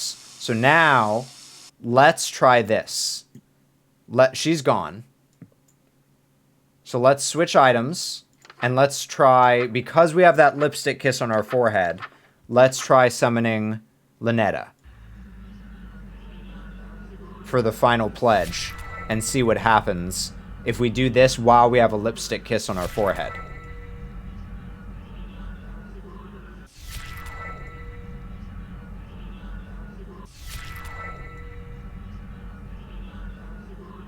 Wait. What? It doesn't matter? It doesn't even matter? You don't even care that I have a lipstick kiss on my forehead that isn't your lipstick? What is this? I'm furious. I'm furious. How do I do it? How do I unlock any of the other endings? What the heck? Wait. Can I just do this? Wait, load checkpoint. She's open-minded? Apparently.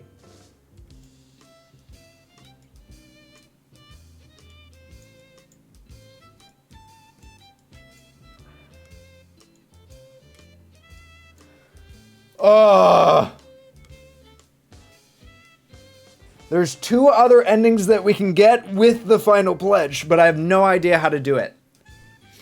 Same thing with yellow sign. There's 2 other endings that we can get with the yellow sign, and I have no idea how to do it. All right, let's go to banquet. Just as perfect as last time. As long as we keep finding each other, we can keep doing this forever. What am I hearing? Why am I hearing like 2 games right now?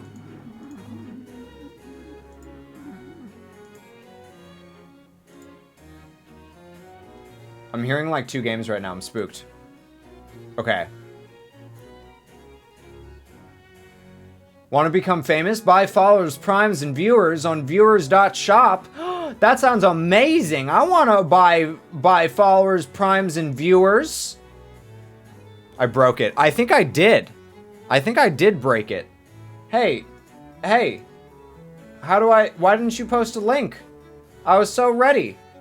I was so ready to buy followers, views, and primes. Hello?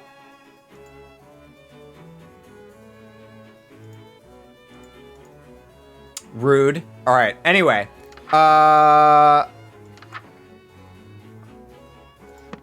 What do I do?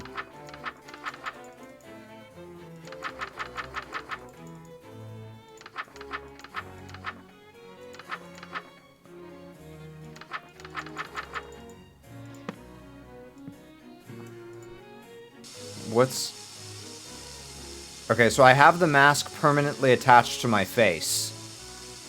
Can I...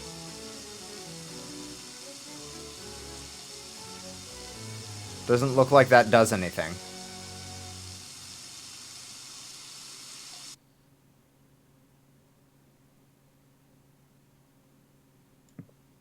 Can I put this on? Oh, Dead Man is now playing Sucker for Love. Let it be known. Apparently I can't put this on. I have it, but I can't put it on.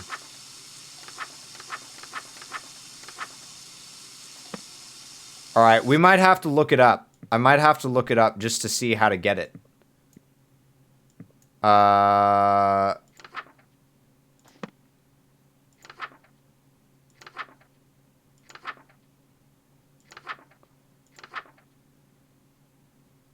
Performing this ritual after Esther's masquerade will have consequences. If you see or hear something strange, it's not your imagination. Be ready. Have I performed the masquerade?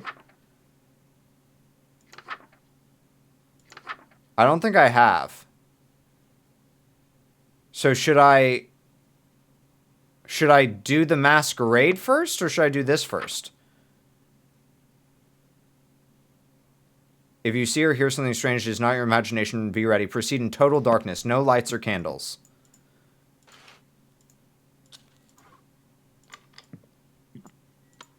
Okay. Ensure their images appear in no way in poster or tapestry. Okay. I think we're good. Wear a ceremonial robe. Got it. Necklace. Mask or headpiece to distort your features. Have a ceremonial knife on your person. Always remember the second page. Always remember the second step on the previous page. Okay. Got it. And then, when all is complete, chant this.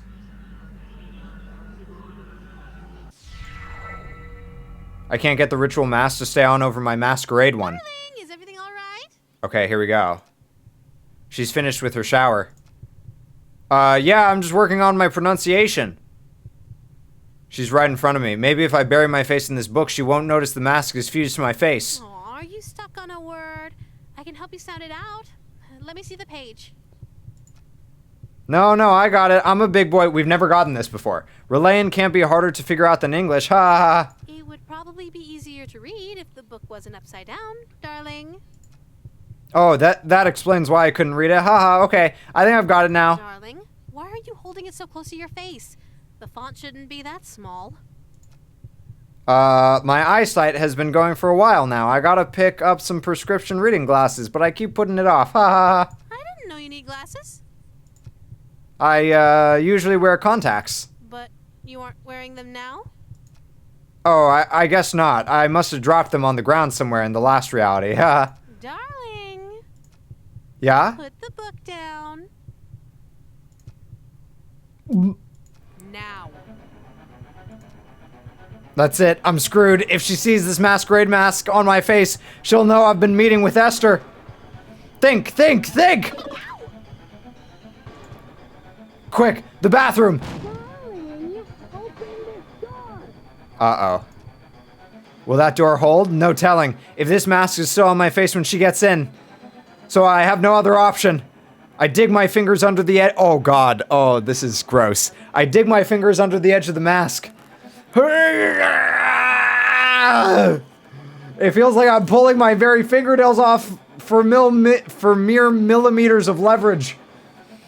The mask feels fused to my skin. I'm taking off large chunks of flesh with every pull. This is some dedication to not get caught cheating. Ow. I just pinched my finger. Okay. This pain, it's unreal.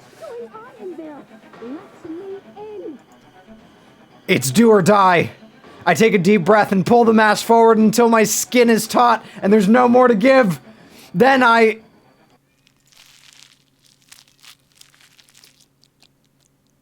Oh, the sounds. Why did you lock me out, darling? Heavens below, what happened to you?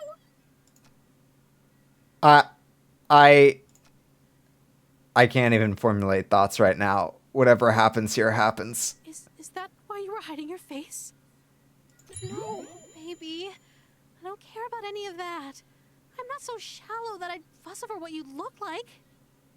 Oh. Oh. Oh. I like this ending. I'm here because I like you, no matter what happens to you. So don't be so self-conscious around me, okay? Hashtag worth it. Lynetta. Shh. Just let me hold you. Yes, mommy. She's too sweet. This feeling right now almost makes tearing off my face worth it.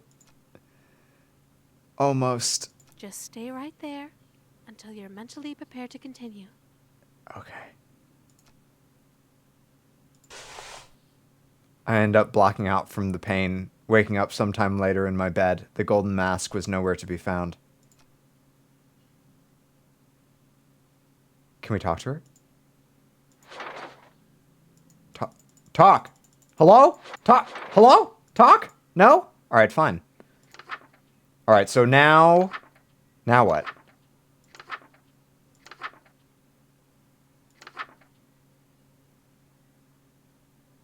Performing this ritual after Esther's banquet, let the room be well lit, wear no robes or necklaces, have the offering on your person. Do we do that or do we switch? I mean, she's in the room right now, so it doesn't seem like it's a good idea to switch. Oh, we can't. We can't switch because we don't have the mask anymore. We lost the mask. Oh, wait, it's on my face. What do you mean? You said it was nowhere to be found. It's literally on my face.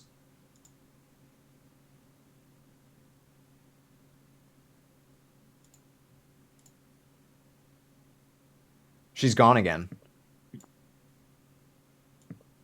Oh god, I have no idea which one to do. But that... I keep, like, unlocking more, but then I don't know which path to go down.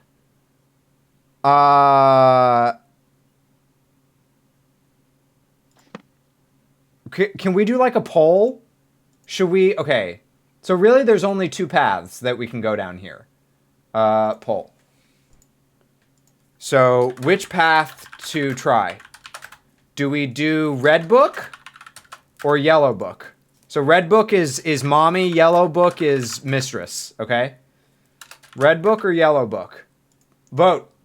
Vote it up. Because I have no idea. I'm so confused already at this game. Well, you're coming in sort of in the middle of it, Zara. So it would definitely be a little bit more confusing. If you'd been here from the beginning, it'd be a little bit less confounding. But basically, there's two eldritch horrors, like two eldritch gods, two eldritch old gods that we are trying to we're trying to date basically. And the easy endings are you just like obey one or the other all the way through. But now we're trying to unlock the other endings where you have to sort of navigate between both of them, which is tricky. Let's see.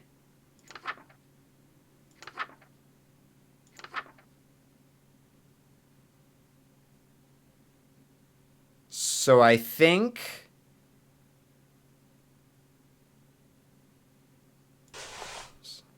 we have those items.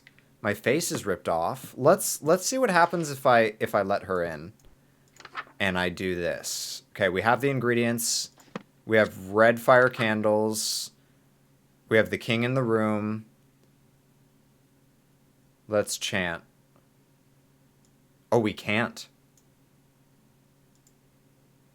We can't chant.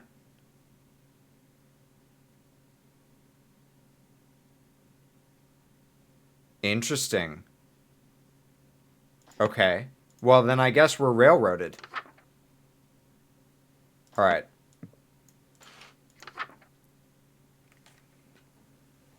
Lynetta is obviously Cthulhu, and Esther is Hoster, but no Nyla,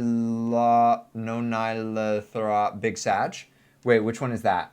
Because there's one that we haven't unlocked yet. Hold on. Where's my thing? Where's copy? I need to copy. Can't chant because you were still in the inventory, maybe? No, I don't think so. I think we maybe. Let me try it. Hold on. Let me see. Yeah, no. We can't chant at all. I think it's because of like what happened with like tearing the mask off my face. I think. I'm not sure. I have no idea. There's a one-eyed shadow chick that we have not yet unlocked the story for. We have to unlock all 3 secrets in these 2 chapters in order to be able to go into that 3rd chapter. Yeah, that might be her. I don't know for sure, but that might be her. Okay, so let's see.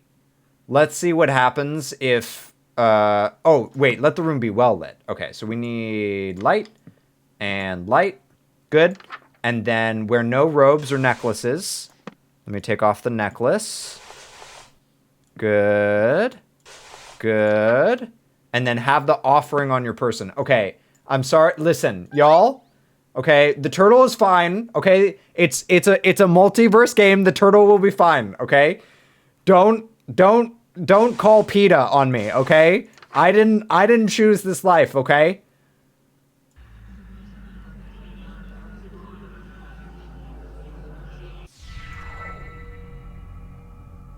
Okay, I already used up my supplies to cook for Esther.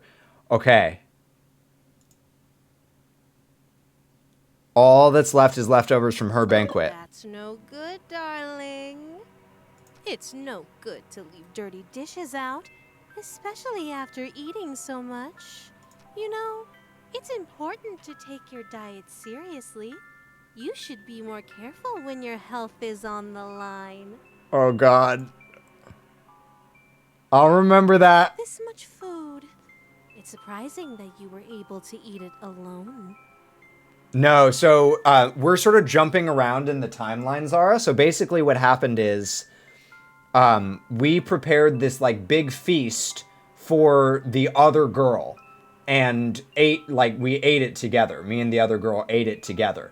And so then when I hopped back to try to perform this ritual for Lynetta, then it was already, it was already eaten. It was just leftovers.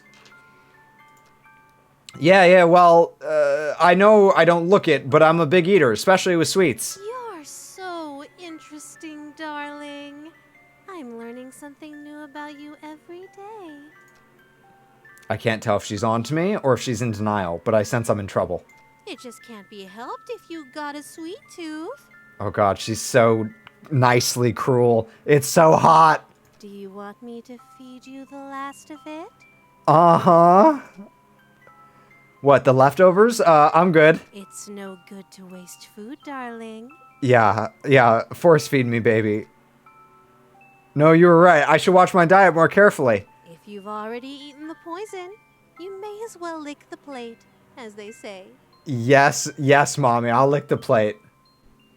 The crawling chaos is the firstborn of the blind idiot god Azathoth, and the only elder god who actually involves himself in mortal affairs for his own amusement. Fascinating. Fascinating. I would love to learn more about Cthulhuian lore, or Lovecraftian lore, visual novel guy. You should hop in the Discord.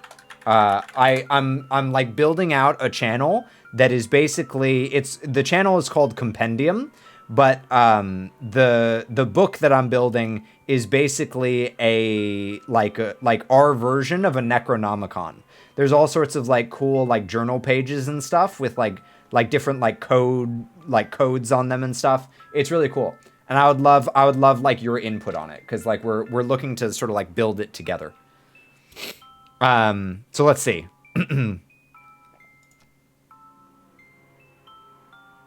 I've been forking around with Lovecraft since 2010. Dang. I'm full. Make room in your dessert stomach. She's merciless. Say ah. No. Huh? You don't want to eat? I wonder if this isn't the food that you like. It sounds like you're saying this was for someone else. Oh God. But that can't be right. After all, my darling wouldn't secretly be hosting communion with other gods behind my back. Right, darling? Those are dangerous eyes. I've got my back against a wall here. Even if she knows, I have to keep up appearances here or she'll drag me to oblivion without a second thought. I reluctantly unclench my teeth and open my mouth. A juice-soaked morsel from the leftovers is shoveled into my mouth. It feels gritty with an unusual texture, like it's covered in thousands of small hairs. We've seen this before just with the other girl. It tastes strangely. I can't even begin to guess what food this used to be. I try to gulp it down before I can taste it, but it's too big to swallow whole. If I just bite it in half once and swallow the pieces, I might get it down before I gag. As I bite down, it bursts like a tomato, filling my mouth with a sweet juice. It tastes extremely fruity, sort of pineapple-y even. That is good. It's better than good, it's great! It's godlike nectar, insanely addictive ambrosia! More! I need more, it's too delicious to have just one bite! It's seriously like nothing else. As soon as I swallow, I feel the immediate effects of withdrawal. My fond memories of any other food fade to utter disgust. The mere thought of eating anything else makes my stomach churn.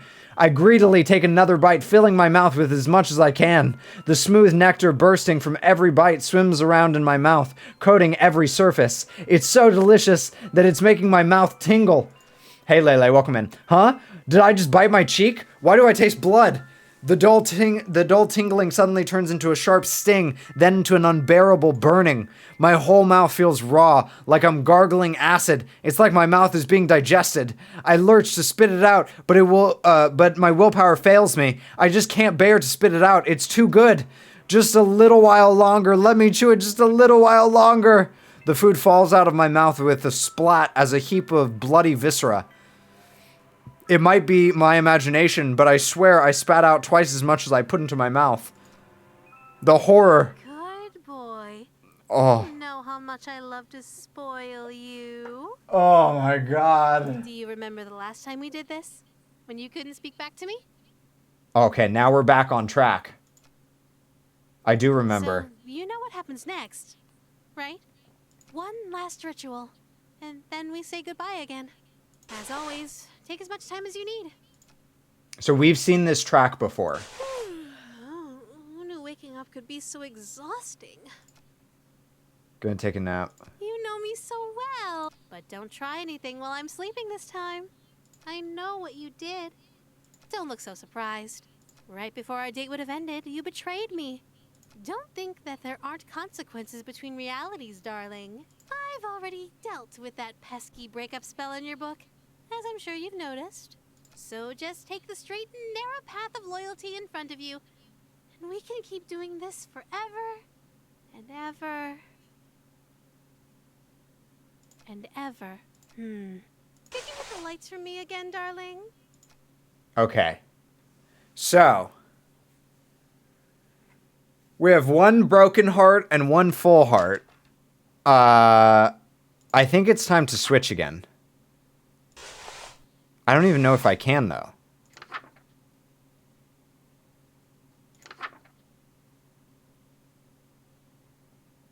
Oh, we already prepared the feast for her. So we can actually go straight to this. Okay.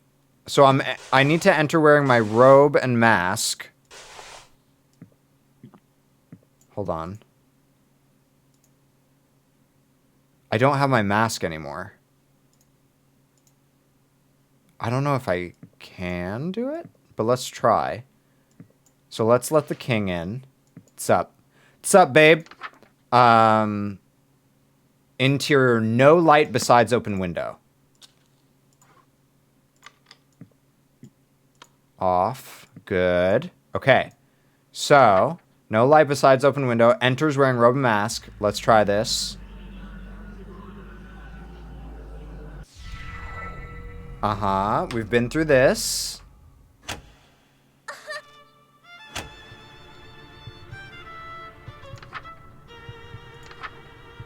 Gotta keep going. Hey, what's up, Voiceless? Good to see you.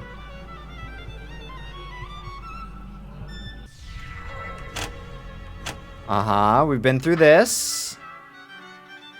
Is this the... Oh, shoot. This is Act 3. Oh, shoot. I messed up. Wait. No, we're stuck. Like, there's no alternative now. Because if we try to do this, we're gonna get killed.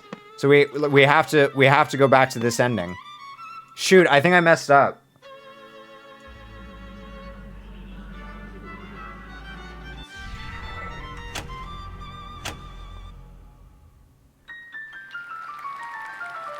I had bottom surgery 3 days ago.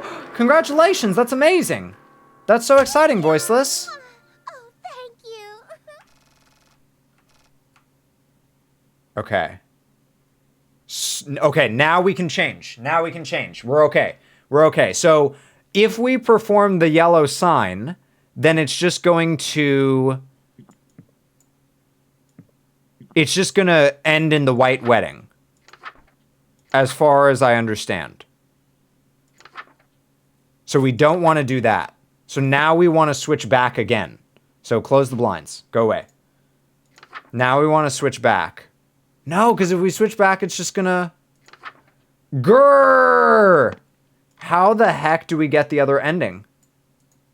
Zzz. There's like 4 more endings and I can't find any of them. What the heck do we do?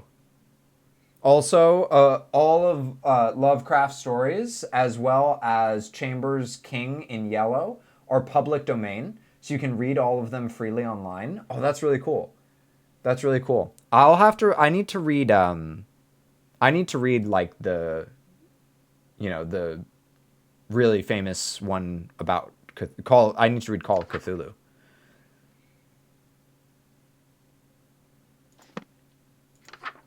All right, let's just... Is there anything else that I can do? Any other options? Doesn't look like it, right? It's either we perform the sign or we perform the ritual.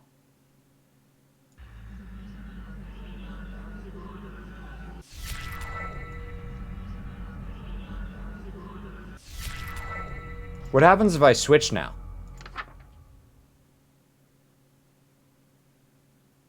Hold on.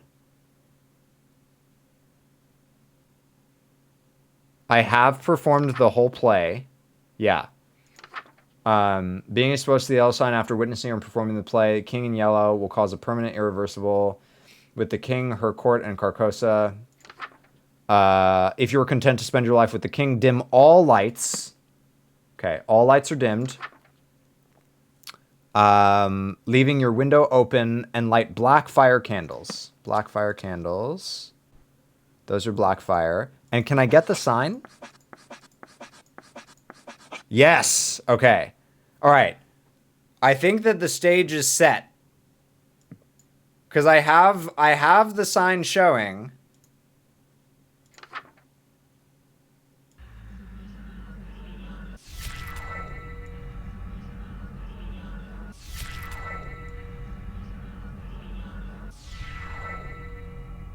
Is it the same? Wait, stop. Lynette takes the book from my hands. We need to talk. I wanted to apologize for being so nasty to you earlier. Truth is, even though I knew you were acting strangely, I was still clinging to you selfishly because I was so mad at you. I just wanted to have the best groundwork for a happy future together. So I thought I could scare you straight. We haven't gotten this before. New ending! But now I know that's not possible. Not here. Not now. You're just not the same person that ended reality for me so long ago. Is she breaking up with us? So, let's break up. Oh! Oh! Mommy Thulu! I recommend Call of Cthulhu, Shadow over Innsmouth, Pikeman's Model, and the Dunwich Horror. Color Out of Space and Shadow Out of Time are also really good. It's all short stories apart from Innsmouth, so it's not really too much of a time sink either. Nice. Lynetta, I'm sorry. Don't be. There's no need to end this reality just so we can have an unhealthy, failing relationship. So, I'll go back to sleep before billions die for my sake. But where do we go from here? What's left after today? Tomorrow, silly. You're taking the book with you too? I'm just giving it back to Moo. It's not like I'll have a need for it.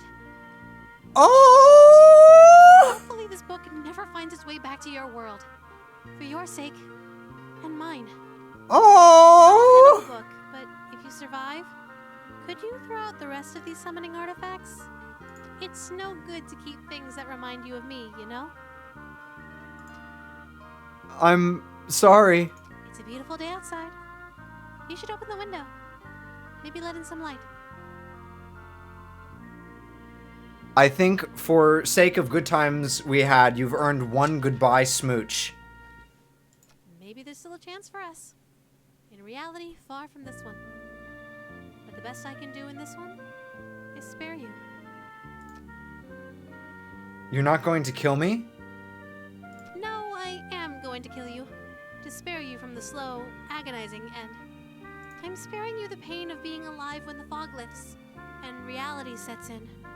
You won't have to live to see the consequences of the spells you've already completed. At least this way, you won't feel a thing. You make me feel Whoa! like a bad girl. Unusual Gaming YouTube. Thank you very much for the follow. Welcome on in. How'd you find this place? Where'd you come from? Tell me all about your life story. Oh my god.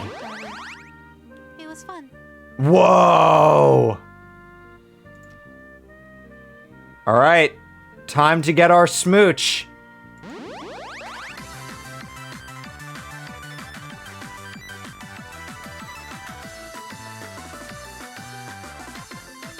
Till we meet again. Dang. Alright, well, we did manage to unlock another ending. And with that, ladies and gentlemen, I'm going to call it a day. But stick around. We're going to do something very unique for the end of stream today. Stick around. Hold on 1 second. Wait. Don't go anywhere. Yeah, I need to play this myself. It's really good. I've really been enjoying it. Don't go anywhere, ladies and gentlemen. We're going to do something very unique for the end of stream today. So, today, I did something that I've never done before, which is that I scheduled the YouTube video to drop right at the end of stream.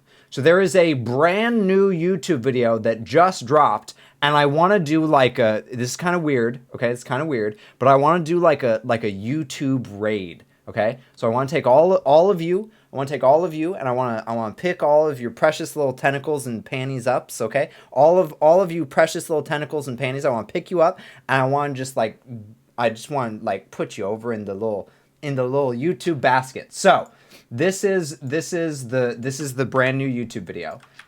So for the as we end stream, if y'all would like to hop on over there and check it out and like, you know, leave a comment or whatever about what you think about it, I'd really love to hear your feedback. It's the video is one of my 10-minute tantras.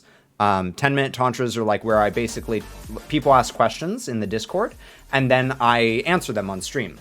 And they're usually about sort of like mental health topics. This one happens to be about loneliness and sort of like feeling lonely even when you're surrounded by a bunch of other people. So yeah, so please do check that out. And that's sort of gonna be like our raid for the day is sort of like checking out that YouTube video. I'll probably host, I think that ChaoticGoodMage is probably live, if I'm not mistaken. Let me see. ChaoticGoodMage.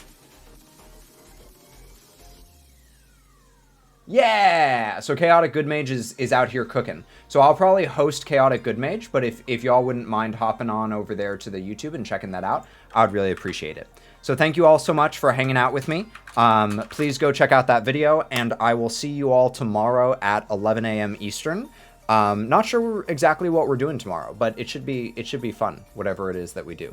So I'll see you all tomorrow, and thank you so much, and good night.